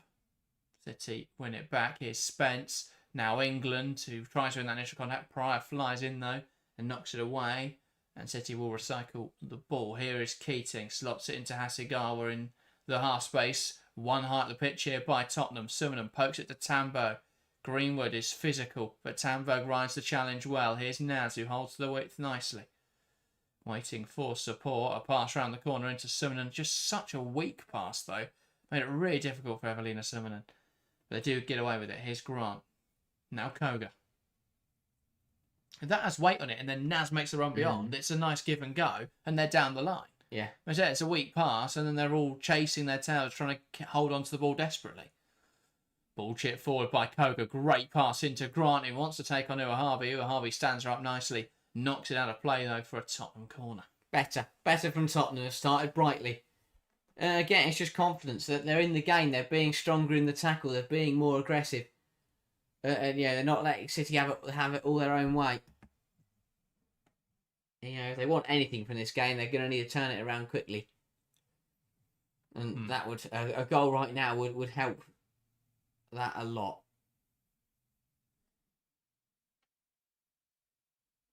And a delivery now from this set piece. Swung in towards the centre of the area. Short heading it away. The drop in there for Wimberg, who can't quite make the space for the shot. And now Tottenham looking to break. City looking to break, but not enough on that. And it's out for a Tottenham throw. Wimberg down the line into Spence, plays it inside to England. Now back to Wimberg, who can deliver it now. Ball into the box, headed down. Tottenham can't quite make it work. Blinker-Brown under pressure. Summonen then looking to win the ball back, and Greenwood forced it out of play for a throw. And so a Tottenham throw on this near side. I think Greenwood's one as well who has had a really tough start to this season. I thought she was poor in the Chelsea game. She still just doesn't look assured tonight. Yeah. It's sharp. Struggling in the Brighton game as well. Should have done better with the curvy goal. It looks to be sharpness more than anything. Yeah. I think. Well, in the Chelsea game, she was playing a slightly different position as well. But... Yes.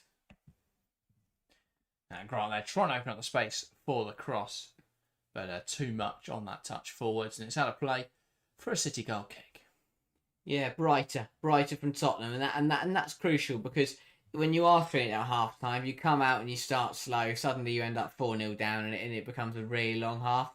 But if you go out there and you start as you mean to continue, put the opposition under pressure, maybe get yourself a goal, give yourself something to cheer, and then it's one of those things I always believe. When it's not impossible to turn around, but it's very improbable. You still go out there and you try and win the second half. Try and get your principles back in order and give yourself something to be happy about coming into the game. Well, absolutely. I mean, obviously Tottenham are still on 6 points, but the result as it stands would put them on an even goal difference, which that's very different to being at +3 they were before this game. And so if they keep going, suddenly they move into a negative goal difference already this season. That puts such a dampener on what a great start it's been. Yeah. Here's Koga. No, last season there was only 5-6 teams, I believe, who finished with a positive goal difference. Yeah. And the way that we stop that is if these sort of games don't become 4-5-0s. If Tottenham can, make this difficult in the second half rather than folding a bit. Yeah. That's the thing. It stays like this, and they end up on 0, and that will still only be on average a goal a game conceded, which is not horrendous. Tambo physical with Greenwood, gets the ball into the box. That's deemed to have gone off the end, and that's a goal kick.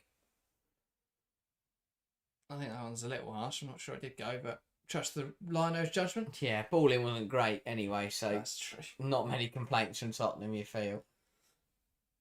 Indeed. But yeah, not a terrible start, this. It's exactly what Tottenham needed to do. But again, it's about how they can keep this up, because they could start brightly for the first 10-15 minutes. I wonder if we're going to watch any of the second half or just Grace Clinton warm up. I did think that. Because so far we've seen about 2 minutes of her warming up. And there's only been 7.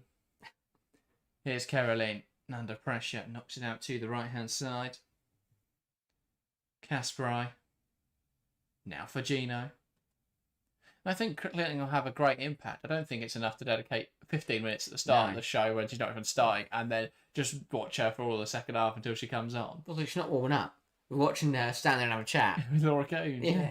Hasegawa slots it into Blinker-Brown. Lovely give and go. Now Caroline on this left-hand side. Cuts inside and is forced backwards well by Grant. Here's Hasegawa. Now to Fagino. Where's the width on the right-hand side for Man City? I thought the Lino was the City fullback there. I was like, they've got a great player. Why not knock it out wide? But I realised that Kasparai doesn't run around with a flag. One back there by Summonen. But yeah, where was the width? They looked to play it wide. They weren't an option. Yeah. Ball knocked into no man's land, really. And Atua Harvey, who's inverted narrow, who will win it back. Now Pryor. Here's Hasegawa. Now to Kasparai. Plays down the line. Doesn't really work. And that's out for a Tottenham goal kick. If I'm Man City, I'd get the ball into Caroline and get running at Grant every time, because that is suddenly, if you get Caroline running at Grant and she makes another poor tackle, that's a second yellow card, and Tottenham's evening goes from bad to worse, and City then suddenly in complete control. Yeah. Again, City have gone quite early at these kind of things. Referees ordered a retake of the goal kick because Fagino's ran into the penalty area before the kick's been taken. Press. Yeah, it is. That is the third time it's happened tonight. They did it from the kickoff, and they've done it twice now in the penalty area. Barzil asked what happened to Hemp. Picked up an injury. These are cops under no pressure here and no prerogative to kick the ball, so we might just watch this for 40 minutes. Does now flat out and lose it to Hasegawa. I should have stood there. Similar, yeah. Eventually someone's got to press. Nas wants to turn out. Here's Hasegawa, Carolyn, now Viviana Miedema. Here's Blin Brown. Knocks it out to the right-hand side. Fagino knocks it past the full-back. Let's come inside, and that's a penalty. And Hunt has gone back to her ways of last season. Goes flying in fairly recklessly, and that is an obvious penalty and a yellow card. Fagino does brilliantly. Bursts past Nilden. And then Hunt wants to prevent her scoring, and instead will give Khadija Shaw a brilliant chance to score instead. Brilliance from Fagino. Picks it up, brilliant, knocking it past the first Tottenham player. Nilden spins her brilliantly, and then again knocks it past Hunt, who gets there late and just clatters her down. Did you need to jump in like that? No. Fagino's touch too heavy. Exactly. There's no way she's going to... If you just stand there, Fagino's either going to take it, touch it past you, and it's going to go off, or she's going to take it wide and she's not going to score. But Hunt just commits in there, and it's that recklessness. We haven't seen it in the first 2 weeks. And they've been disciplined, they've been organised. That was harking back to last season, though. Goes flying in with, out of control, really, with the challenge. No chance of winning the ball, and it gives away a penalty. And the side that conceded the most penalties last season in Tottenham conceded another in this game. And it's Shaw with a chance to add to the score. It's so far off. It wasn't even like she got there a fraction of a second late. She was miles late and just... The ball wasn't even in the picture when she clattered her out. But, again, a positive start to this half for Tottenham, but we're only 11 minutes in, and Shaw's got an opportunity to get her first of the night and to get City their fourth. Yeah, indeed. So it's Khadija Shaw from 12 yards, caught between the sticks and had a difficult night. This would go some way to make up for it. If she could deny Khadija Shaw, but, she doesn't miss these, does she? Khadija Shaw. Referee making sure no one's in the penalty area. And now Shaw will take. Steps back from the spot. And now we'll step up. Khadija Shaw from 12 yards. Takes a save brilliantly by Lisa Kopp. What a stop from Kopp. And Shaw, not often is it that she's denied from the spot. But Kopp read it all the way. She's done her homework. She saw where Shaw was going to go. And she saved it confidently. Excellent save from Lisa Kopp. Yeah, really good goal kick, and gets it the right way and gets two strong hands behind it. Too central from Khadija Shaw. Just doesn't find the corner. Doesn't wrap her foot round it as much as she'd want to. And, well, it may not matter for the grand scheme of things, but it's something for Tottenham to cheer about. Fagino's efforts blocked another corner then for Manchester City. Well, not a single penalty was missed in the WSL last season. So that does feel an even more important moment for that. It does. Well, another yellow card's been waved at somebody here. I think it was a Tottenham player for complaining. I'm not sure what complaint. No. But there we go. Phil says, of course she's missed it. I captained her. Yeah, that's what happens if your captain plays an aerial fantasy. And I had Fagino as well, who would have got the assist if it had gone in because she got fouled. So I'm fuming. Fagino back out to Greenwood. That's why you captain Ellie Carpenter instead. Cast right, ball to the box, shot for Shaw, misses the ball. And that's out for a Tottenham goal kick. Why have you captained Ellie Carpenter? Just the only player on my team I expect to return this week. Fair enough. I don't see any way that Leicester score. So she's guaranteed 4. Yeah. And obviously 2 points for playing, so... Tell you what, that is unlucky for Shaw. Times to run well. Tamberg was nowhere near her and pulling her back. But yeah, just needed to try and need an extra few inches on that leap. Here is Lisa Kopp. Now under pressure from Shaw. And here's Hunt. As Drew Spence picked up the yellow card. Not sure what for. Now, Koga. It's not the first yellow card, though, we've seen for seemingly talking to the ref this season. No. Well, complaints lobbied at the referee. We saw Shannon O'Brien sent off on a second yellow card for it just last week. It's good. For Gino. Blinker to Brown. What are all these players complaining about so often? Well, it's not that they've started complaining more. It's just that now what they were complaining for in the past, it will now get picked up on. Yeah. Rather than just letting them get away with saying whatever they want. Here's Grant. That did not leave the field of play, and that's bailed City out somewhat. Not sure what the lino has seen there, but we plough. It's a throw now for Tottenham. Grant into England, back to Grant. Koga. And now here is Hunt.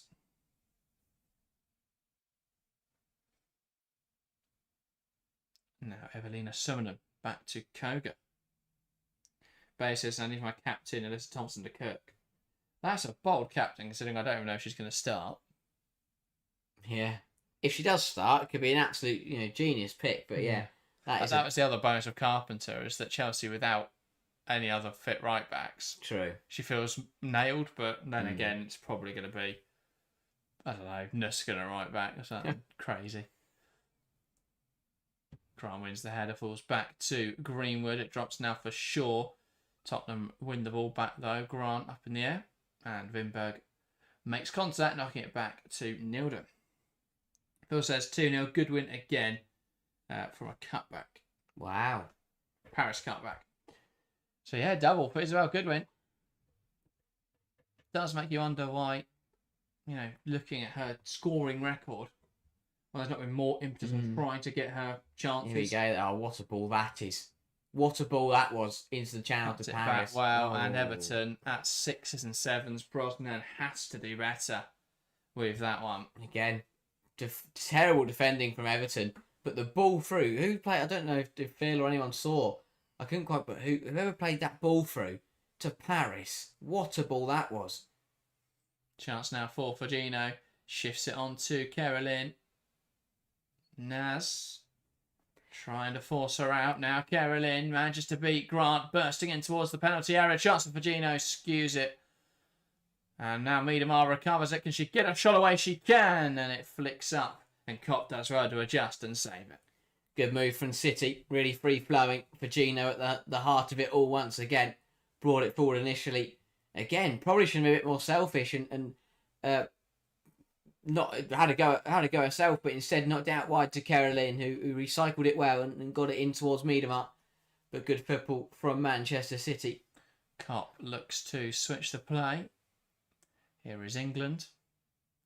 And now Tottenham can play down the left-hand side. Well, they'll go back actually. Hunt in possession. Now Koga looks to go up the line and drops in there for Spence. Naz into Summonen, who wants to go forwards, has to go backwards though to Koga. Now here's Kopp. Jumps the pass out to the left-hand side. Nilden with the ball. Goes down the line. And well, England tried to give it in touch, but couldn't. And the game will be stopped there for a double substitution for Tottenham. It is Josephine Rybrink on for Grant. A tough return, really.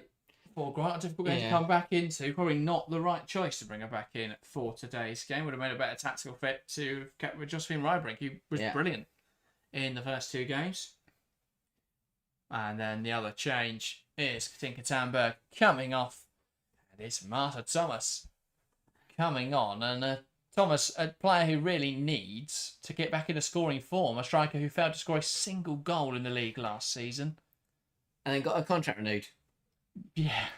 It's just confusing. Double change as well for Manchester City. It's Jade Rose, the young centre-back, young Canadian centre-back, who will be coming onto the field alongside Grace Clinton making her Manchester City debut. So it's Alex Greenwood off for Jade Rose, a well-deserved rest for Greenwood.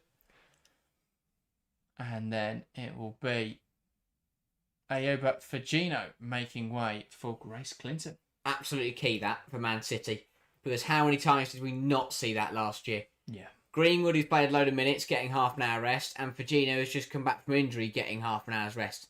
The amount of times last season we saw players coming back and immediately playing 90 minutes, or someone like Greenwood playing every single minute until she got injured, that's really good stuff, smart stuff there from Andre Jeglertz.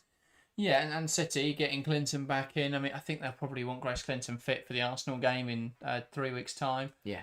Or 2 weeks' time, sorry. It's the weekend after next, isn't it? So that's a key one. Obviously, Hemp is now a concern. They want to make sure Firmino stays fit, though. So, yeah, an important one, just to be looking after players. That's the thing. Suddenly, Carolyn getting back to fitness has only played an hour. Firmino's only played an hour. Or Carolyn would have played an hour once we get to 90 minutes. Firmino's only played an hour. Yeah. Clinton's only going to play half an hour. Greenwood's only played an hour. Really good squad management that from Jeglertz already. From the off. I think Jeglertz probably wants to get Khadija Shaw a goal. If not, I would say you've got to take Shaw off now as well. It's 3-0, game's done. But also the fact that Miedema's on the pitch and you haven't got Lily Murphy boxes him in a little bit. You've got your man Bene, who can comfortably play out wide or up front. You can play her out wide and put Caroline up front. So, no, they don't have no options up there. And they can they could put Miedema up front and bring a midfielder on. At this Koga point, did really well. It's a great tackle to deny Khadija Shaw. And a brilliant turn, and she'll try and drive it forwards. Blinker Brown stopping her in her tracks. Spence turns the ball over, and that's deemed a foul. And I think Blinker Brown's a little bit fortunate there because she lost the ball and just seemed to go down. Kasparai. Looking for an option. Clinton wasn't really available. Now back to Pryor. That is Keating. And should have given the ball away there. Thomas was so close to winning it back. But it just goes through her legs as she tried to pounce on the misplaced pass. Pryor. And well, for a succession of fortunate passes City have played out. Here's Kasparai with plentiful options ahead of her. Goes into Miedema. Nice touch. Nats does really well though to stop her. And then Miedema brings her down. I think she's fortunate there. It's not become a yellow card because she's just blatantly stopped the Tottenham attack with a professional foul. Yeah, that's a yellow card for me. Just feels like one rule for one team and a different for the other at the moment. With Tottenham growing frustrated, every foul they make seems to be a yellow card. But that one fairly blatant from Viviana Miedema, but she escapes the book. Head down the line from Nilden, fairly aimless. No one on that left-hand side. And now trying to come inside is Grace Clinton, but she can't get on the ball. And it's back in Tottenham's possession. Koga. Phil says Everton have gone back to trying to play out from the back again. Front four, all thrive playing direct football, so clearly playing everything short is going to work. Yeah, it's going to backfire, sorry. I thought they put work. It went off the screen. But yeah, I get your point. I think Everton are looking to play out from the back and then invite teams onto them. But at the moment, they're not good enough to retain that ball. So just give it away. So they're not really then able to use the space because they're in any space because they've lost the ball. So yeah, it's a difficult one. Because they thrived in that Liverpool game off being able to play out from the back. Liverpool were pressing but not with much success. And then they'll be able to play into the space left behind. Triple change in that game for them. Hayashi, Mimiki and Robinson on for Payne, Snice and Gunn. Robinson didn't start. Great. Here's Naz. Cuts inside. She's now on to try and get a goal. Maybe. They turn it around and she scores a brace. That'd be great. You'd be alright, wouldn't you? I'd bet England or Koga to score, really. Yeah. It's been it's been better second half from Tottenham. Obviously, City are taking their foot off the gas, and if the Shaw penalty goes in, then suddenly it's 4-0 and City's tails are up once again. But better from Tottenham. Damage limitation, you feel in this second half so far, which is exactly what you need to do. Again, I said about getting a result in the second half. It does feel better if you lose 3-0. But you don't concede a goal for 45 minutes. That does feel like a better performance. Now brought down there by Caroline. A similar one.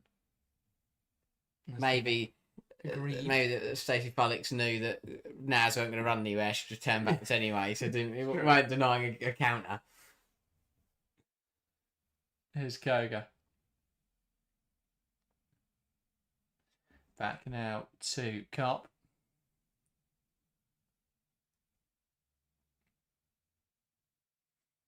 Ball forward, headed down. And here's now Caroline wants to take on Brink, who commits a little too early, now trying to get back in. Caroline shrugs her off way too easily. Cut back isn't too successful though, and Spence prevents it. Now England messing around a bit in her own penalty area. Force for Miedema. Now Shaw. Back to Kasparai, who can let fly, looking for another in this game, but it's not going to come. Basis, this is London City's season opener. The other two were free hits.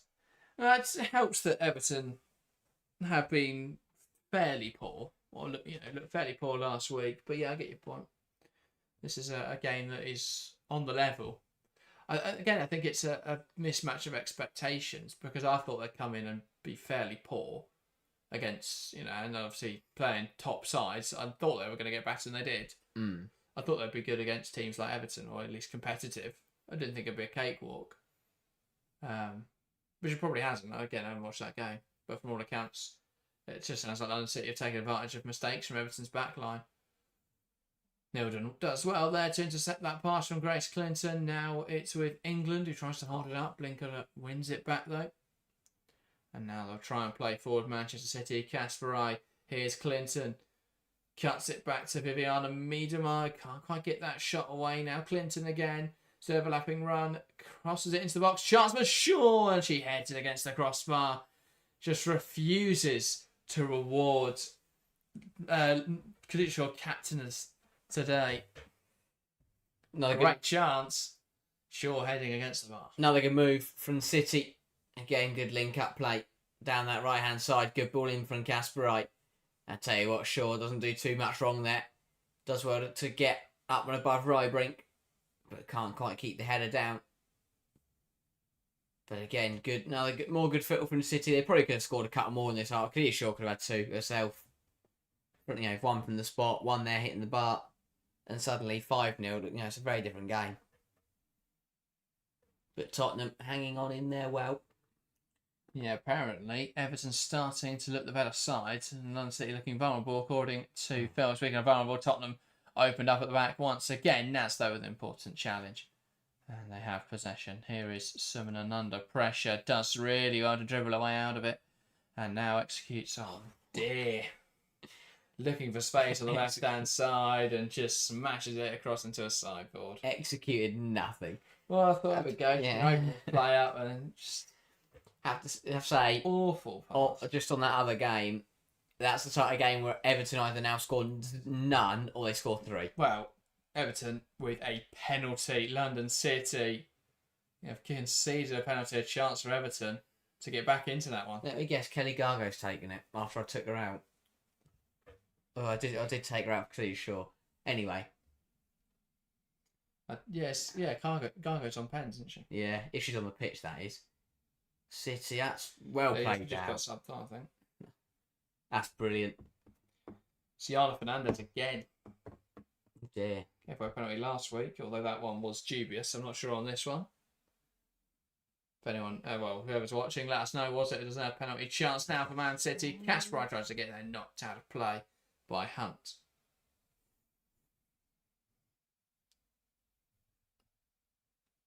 Issue here for somebody. Oh no, the referee has found a shin pad. Oh, there you go. Belongs to Kirsten Kasparai. That's not very secure. Everton have converted the penalty. So it's Everton 1, London City Lionesses 2. Who scored it? Speaking of onside, don't know.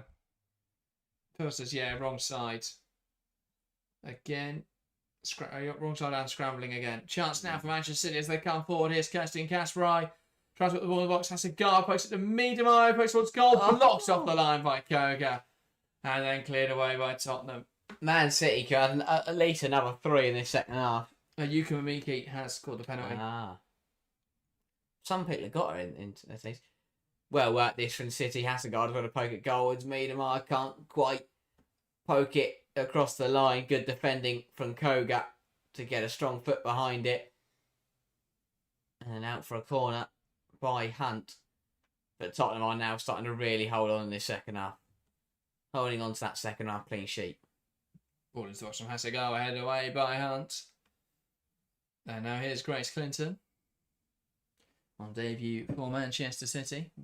Blinkilder into Hasselgaard. Back down the line is Laura Blinkilder. Lovely combination. Ball in the box. Miedema tries to get there. Falls for Caroline. Bouncing around the box. And cleared away by Hunt. And it'll be England who gets it under her control. Now Wimberg. Ball pass out from Summerham. Pokes it to Nilden. And now here's Thomas, who's dinked a ball inside for Viviana Miedema, which is an ill-advised idea. Wimberg. Nilden tries to clear it away. Tottenham are creating pretty chances at the moment. They just need to get the ball down. And they do now. Hunt into England. Lovely hold up. Wimberg looking to spread the play. Finds Naz, who comes inside well. Can she now use her forward options? No, she can't. Even from a neutral point of view, it is so frustrating to watch a footballer just... And now here's Khadija Shaw, gives it to Viviana Miedema. Can she add another in this game? Comes inside, and she tries to turn. It doesn't quite come off. Tell you what, City could be 6 or 7 up here at the very least. They have had a lot of chances in this second half, especially in the last 10-15 minutes. Yeah. Shannon, welcome back. City looking good or Spurs playing well? Spurs definitely aren't playing well. No, it's one of those. City just got a lot better in the second part of the first half. Hemp came off injured. Caroline came on, and she looked much sharper than Lauren Hemp. Much more direct. Wanted to break in behind rather than receiving it to feet. And that made a huge difference. They were just able to open up a lot more space on the left-hand side and create chances. And yeah, City were just able to open up Tottenham in that way. But we'll see that penalty. Fernandez, yeah. Fairly blatant nudge on Mamiki in the box. And it's Mamiki who stepped up and converted the penalty. Keeper probably should have done better. Came off her line and still didn't get there. But there we go. Double change now for Tottenham as well. It's Drew Spencer off of Maita Oros. And then I thought there was another change. Yeah, there is. It's Beth England making way. And on in her place is Olivia Holt. Hey, she's alive. There we go. your aerial fantasy pick, finally. She's still allowed to play football. He's on today. But yeah, so a bit of a mixture of both. Tottenham with some defensive errors. Man City have definitely looked better though, and that's put a lot more pressure on Tottenham. But yeah, just one of those. City have looked better. Tottenham look worse. Still doesn't tell us much about either these teams. I think second half follows a similar pattern. First 10-15 minutes, Tottenham tails are up there in the game, and then it's just been a barrage of City attacks since about the 60th minute, and Tottenham just got fortunate that City haven't taken any of their chances. Shot now from range from Amanda Nilden, and it's a good stop from Keating. If the penalty goes in, if Shaw hit the crossbar, we've seen some saves from Kopp, Koga's had one off the line, suddenly that's 7-0. And that is a very, very different football match. Yeah. Phil says, Jonna Fernandez is a very fast defender. It's okay in their system, but a less dominant team that gets exposed way more. Yeah. And again, physicality of the league. I've said it a lot this stream about many different players, but it's another example. As a defender, it's very difficult to come across and step up into this division. Yeah, it depends on depends who you are. But like Jonna Fernandez come across and doesn't look physical. She's a luxury defender. Yeah, exactly. But like you can sometimes strike a balance. Toko Koga's a lovely balance between the two. And a player coming out of the Eredivisie last season, yet she steps into this league and looks brilliant. But a player comes from the Liga F, steps into WSL and looks terrible. Yeah. So yeah, it depends. Yeah, it's all profile based, but as Phil says there, in the Barcelona system, it's all about how good she is on the ball and how good she is at being able to withstand pressure, rather than how good is she in the air, how good is she in a one-on-one situation, how good is she making tackles and being physical. Yeah. But I think it's broadly Liga F players don't translate well. I mean, you look at Kira Walsh. She still hasn't looked bad at Chelsea, but she hasn't looked anywhere near as good as she did at Barcelona. Canada is an exception, but obviously world-class players will be that exception. Ball into the box, head away by Nilden. Chance now for Uahavi. Strikes and it's blocked. I mean, Maya Ramirez at Chelsea looked excellent at the, in the Liga F. Physical, just knocking players out of the way. She looked okay, against players like Alana Kennedy, who probably aren't top of her level. It just shrugs them off. But since players have sort of adapted to how she wants to play... Look at Man United. Look at how Maya Tissier defended against her. Exactly. And then, United's another great example. Look at Chase. Yeah. Just couldn't adapt to this league at all. I mean, she wasn't great in the Liga F either, admittedly. Chance now for Clinton, and she's found a debut goal. Brilliant down the left-hand side from Caroline. A ball across the box that we thought would get cleared away by Tottenham, but no one reacts. And Grace Clinton slots home, and she gets in on the act on her Manchester City debut. It's Tottenham 0, Manchester City 4, and it's an emphatic victory now for City. And with 10 to go, it's starting to get a little embarrassing for Tottenham. Again, brilliance from Caroline down the left-hand side. Lovely stuff, cuts it back, and as you say, this will probably go down as the slowest assist of the season. Don't get me wrong, it's brilliant. She bursts past Rybrink, doesn't give her a chance, cuts it back, and someone's got to clear that football, but they don't. Clinton just passes it past Kopp. Yeah. I tell you what, again, Tottenham all over the place, but the City barrage of the last 15 minutes finally sees them get a goal, and Tottenham are now behind by 4. Realistically, they should be behind by many, many more. Yeah. Shannon says, every time I hear Grace Clinton and Man City in the same sentence, I cry a little. Yeah. I still feel that both teams got great ends of the deal. And both players have already scored. Well, exactly. They both look much better tactical pictures. I did a video on it. A lot of people looked at it, obviously, took the situation emotional. This is horrible to see. By the way, Khadija Shaw is off for Iman Bene, and Viviana Miedema off for Laura Coombs. So for anyone who's captain Khadija Shaw, what a terrible decision. You should have captained Ellie Carpenter. She got an assist. Yeah, and she missed a penalty. So what does that, they completely cancel each other out? No, missed penalties -2, assist is 3 or 4. So she'll be on 6 points. Yeah, so she'll get no more than that. Really? If it's 4, I think for an assist, 2 -2 for a penalty miss, so that'd be 2, and then on top of the 2, so 4 double 12. Okay, that's where if it's 4. That's if it's 4 for an assist. Yeah, I think it's either 3 or 4. I can't remember. Oh well, it happens. 3 for an assist, so no. Yeah. So it's 6. Great. Paul Khadija Shaw on the captaincy. Oros. Could have been like 15. Ellie Carpenter scores. I'm in the money, really. Take Koga. That's why I'm back by Naz. Naz's quickest burst there towards her own goal. Yeah, it makes sense. It makes sense tactically, but I love Clinton. Fair enough. I think she's a better player than Toon, personally. That's an interesting one, that. I honestly have no idea where I sit with those guys, like those two. Well, I think it's a fairly redundant conversation to say this player's better than this player. It's arbitrary. Because I think both offer different things in different systems, and exactly. I think Clinton will be excellent at Manchester City. It's context. If you ask me, right, you need a player who's going to step up in a big final or in a big game, then I'm probably looking at Ella Toon. But if I'm looking at a player that is going to give me work rate, is going to give me, dedicate herself to the system. I think Toon works really hard. I think her out of possession stuff is great. That's part of why I love her. But I think in terms of in possession stuff, Clinton obviously so much more consistent goal scorer, and a much better creator than Ella Toon. Chance now for Tottenham. They might be able to poke this towards goal. They have won a corner. There you go. So I couldn't see it was on the ball. They got a corner. It's Olivia Holt finally, doing stuff. Yeah. I couldn't remember who they subbed on. I thought she was going to score. I was getting really excited. Straight towards goal. Looked dangerous, but they couldn't quite convert. If that had gone in, that would have been the best pick in the world. Oh, yeah. No, not the best pick in the world. Can Tottenham get a goal? Always, how's that not end up in the goal? Bouncing on the penalty area, no one can convert it. Oh my God. Over the bar. by Olivia Holt. Kiara Keating has come for it, missed it, the goal's open, and no one in a white shirt has managed to put it in.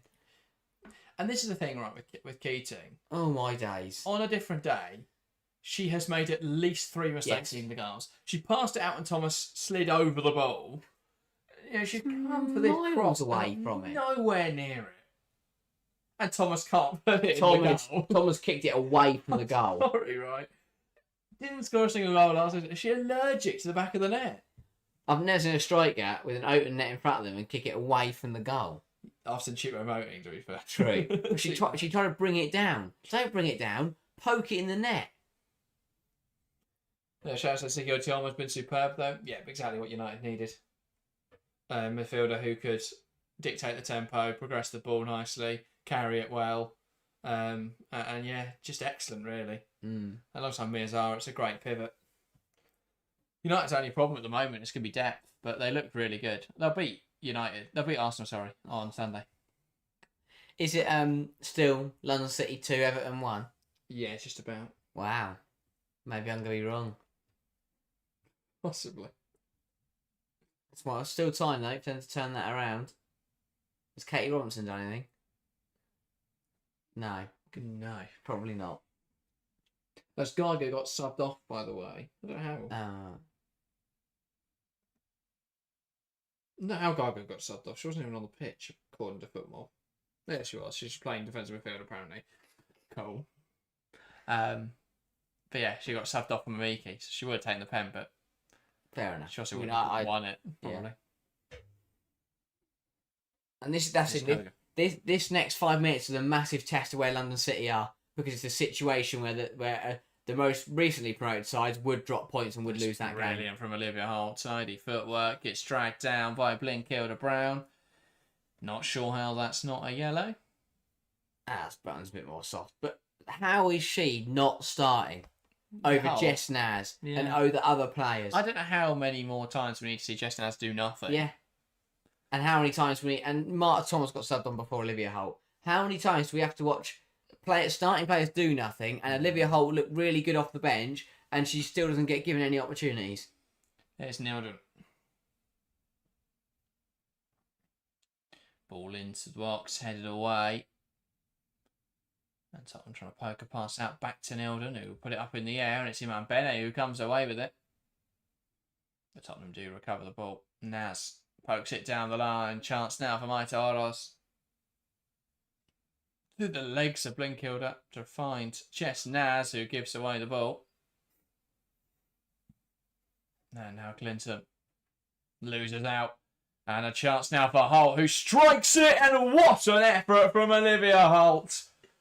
Picks it up, and it's a fantastic finish from the Dane. Yes, fires it home. Keating rooted. No one in a City shirt does anything about it. Olivia Holt has got a goal back. A consolation at this stage, but it's Tottenham 1, Man City 4. Something for Tottenham to cheer. Clinton gets caught in possession, and Holt just has the space in front of her and hits it. And I'll echo what I literally just said.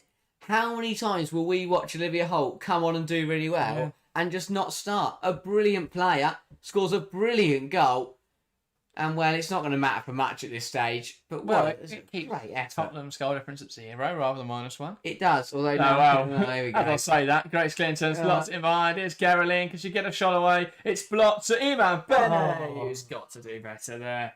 That should have been a first City goal. Gets under it and clips it over the bar. Bay says, yes, wipe back, clean sheet. There we go, clean sheet wipe for Man City defenders. But an important one, a goal for Tottenham. And the importance behind that, which may be unrecognised, is that Tottenham have now scored in every game this season. They have. And last season, they didn't score in any of the games. So, much better. That is true. Well, that's why you start Olivia Holt in aerial fantasy, ladies and gentlemen. Well, in case she comes off the bench and scores a rocket. Exactly. Should have captained her rather than Shaw. Trust the process. Do not trust protests. And I've got her and Fagino, who have both scored, and they're both visionaries. Oh, wow. Fair enough. Well, yeah, because Olivia Holt doesn't start. Who else has got her? Yeah, there was the little player. Doesn't even start. Oh, brilliant from City again.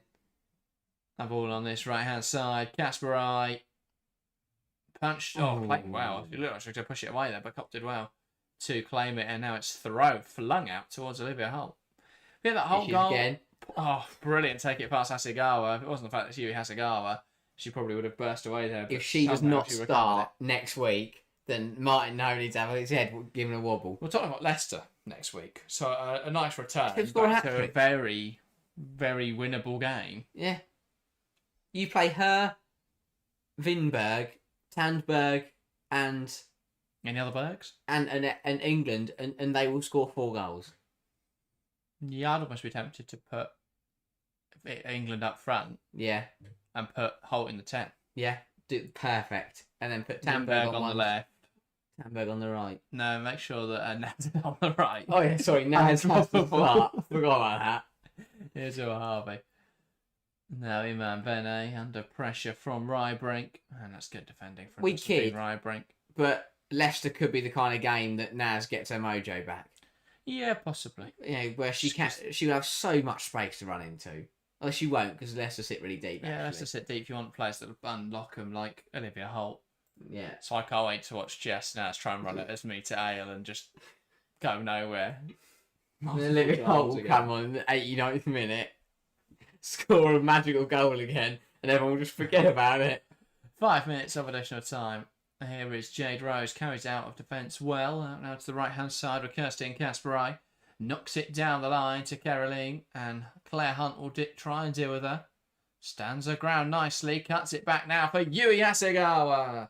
And that is high and over the bar. This could have got really messy for Tottenham. Yeah, this could have been a bit of a drubbing. 4-1's a bit messy still. Yeah, but this could have been 7. Yeah. With the penalty, it's 5. With the header off the bar, it's 6. With the Koga one off the line, it's 7. And that's not even counting all the other chances. Montserrat says Holt's a great player. Yes. Part of the 2024 Rosengard team that was disintegrated. I think disassembled would be a more... I've never known a manager. Robert Villaharm went out there and thought, I want this player. Signed her, brilliant. Didn't play her at all at Tottenham. Watched Jess Naz and Martin Thomas run around and not do anything. No, Villaharm only played Swedish players. Yes, true. I think he bought Holt thinking she was Swedish. And then Olivia Holt got on in the last few minutes against Palace. Scored Lovely give and go between Oroz and Holt. Plays it into Martha Thomas. And everything well has turned. Honestly, Thomas to get that ball under her control. And that's out now for a Keating goal, a romantic goal kick. Being completely serious, how have Tottenham re-signed her contract after last season? She started the majority of matches, didn't score a single goal, and they went, tell you what, that's the kind of player we need in our team. Yeah. And she still gets more minutes than Olivia Holt. Player of the match, then? Oh, that's a great question. Olivia Holt, no. I'll go for Gino. She was absolutely magical. Brilliant goal. Yeah. Really tidy on the ball. Just looked so dangerous every time she got on it. And I thought if her decision making was a little bit better, she probably would have scored a couple or set up a couple more tonight. But yeah, a phenomenal player. Great to have her back. But yeah, Gino for me is just she looks so good with the ball at her feet. Cool. I would say Caroline. Yeah. Fair. Completely shifted the tempo in this game. Just brought directness into the match. Made it incredibly difficult for Tottenham to handle City coming forwards. And yeah, shift the game. I think this game would have been 0-0 at half time if Hempard stayed on the pitch rather than Caroline. It's just the twist of fate that they were forced into that change. Yeah.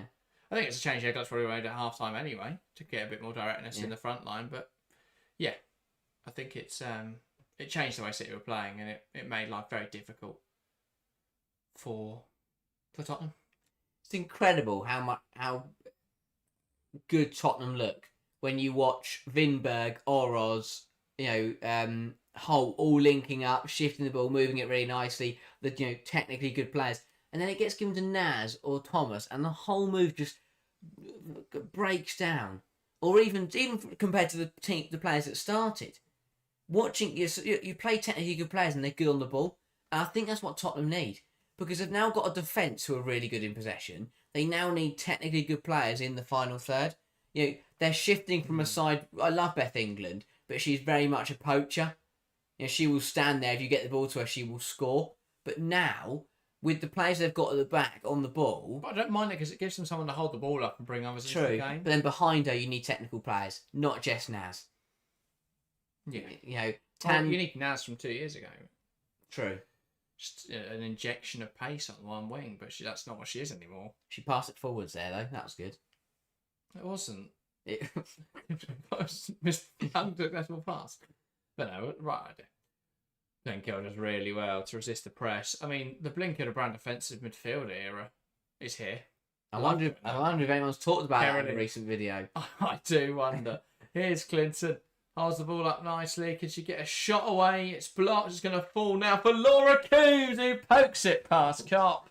And it's Tottenham 1, Manchester City 5. And that one will matter very little for the result now. But for Laura Coombs, it's always nice to see her get on the score sheet. And for Man City, it really defines their superiority in this match. That is very much, if it wasn't already, game over. Yeah, 5 for City, a 5-star performance for City and Jeglertz, and this is a huge step in the right direction. They have completely torn apart a Tottenham side who have had a perfect start to the season. Bit fortuitous this one. Clinton's shot deflects directly into the path of an onside Coombs, who just pokes it past Cop. But City, massive improvements from game week 1 to game week 2 to game week 3, and this is more Jeglertz. This is really good football. Yeah, lovely possession-based football. It's interesting as well. Obviously, they're not going to take Khadija Shaw out of the team, but I think they've looked a lot better with a forward up front who's a lot more dynamic, who's dropping in and wants to receive the ball and will let runners go beyond, rather than Khadija Shaw. It's a bit of the problem that Guardiola faced. It's full time here, but I want to keep making my point. The game we already knew was over anyway. But it's a bit of the problem that Guardiola faced with Erling Haaland, and fantastic goal scorer. But how do you fit him into a system which is all about possession-based football? Guardiola loves to have a striker that's going to drop in and play, and that's not Erling Haaland. And I think that's similar now with Jeglertz, and the problem he's got to solve with Khadija Shaw. And I think the problem at the moment is that he's trying to solve that with another striker, and changing the way that he plays. Whereas actually, I think what we saw once Shaw was taken off there was much what Jeglertz wants, his ideal system, and how you're going to implement that is playing an attacking midfielder who is much more... You need players in and around the 18-yard box. You basically just need to create that forward line, but a little bit lower, to then allow Shaw to basically just hold the width, or make the pitch long by pushing up against that back line, and then being that finisher when you get into the box. She scores those chances. But I think they're getting there. This is a much better performance from Manchester City, much more convincing than the game against Brighton, where I think they huffed and puffed at times, and there were moments where they weren't convincing. And obviously they lost to Chelsea as well. This is a much more convincing performance, a 5-star one.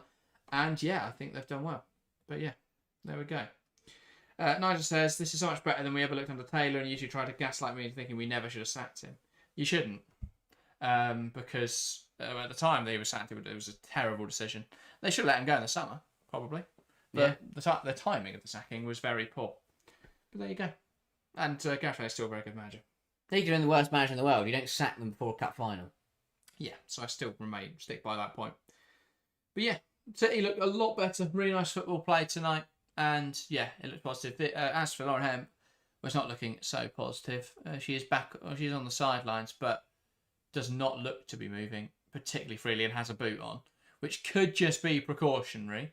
And the fact that she is out is definitely a good sign, but it definitely puts into doubt her chance of starting next week, and perhaps more importantly, her chances of starting or having any involvement in the game against Arsenal in 2 weeks' time. But this is a much better performance from Manchester City, something they can really start to build on now, with 6 points on the board. But well, actually, why don't we flick on over to see if anything happens in the last minute of Everton versus London City. Is it still going on? I don't even know if we can watch it on here. We can on YouTube. It's not. Is it not? No, go down a mix.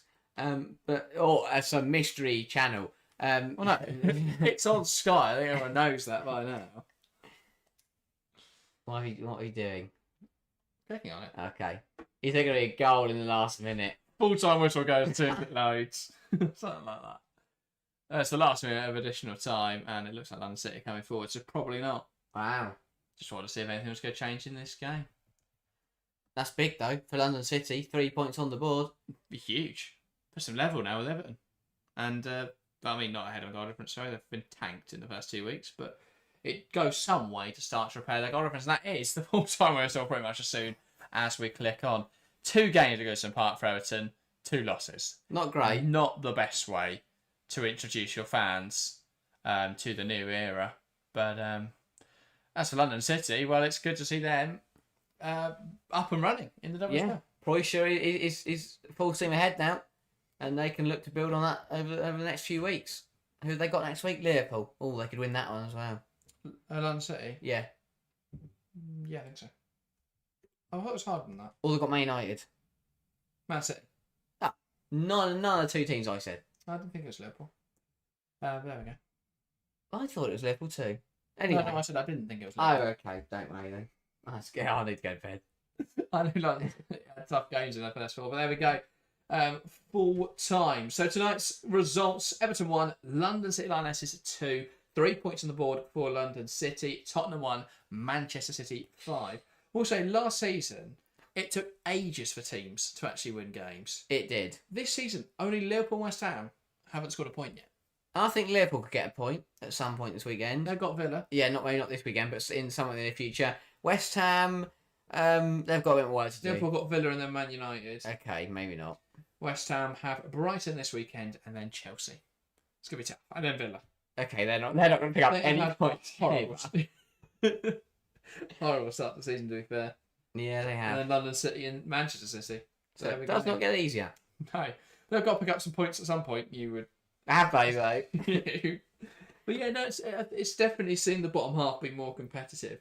Everton in 6th, down to Villa in 10th, separated by 2 points at the moment, and obviously a lot of games left to play this weekend. But yeah, it's been a very interesting start to the WSL season. But the action doesn't end there. We've got nothing tomorrow, unfortunately. We're back with a doubleheader on Sunday, so make sure to join us for that at 12 o'clock. We've got Chelsea taking on Leicester City, which is for some reason the headline fixture at that time on Sunday. But then the big one, the 10-3 kickoff. I know the normal kickoff time of 10-3, and it's Manchester United taking on Arsenal. Cannot wait for that one. It's going to be good. So join us for all of that action on Sunday. Other than that, though, enjoy your Saturdays. We'll be back with that action on Sunday. And if you can't join us then on Sunday, make sure to join us on Tuesday. We're going to round up the entire WSL game week as always. That was everything for us today. Thank you guys very much for watching, and we'll see you next time.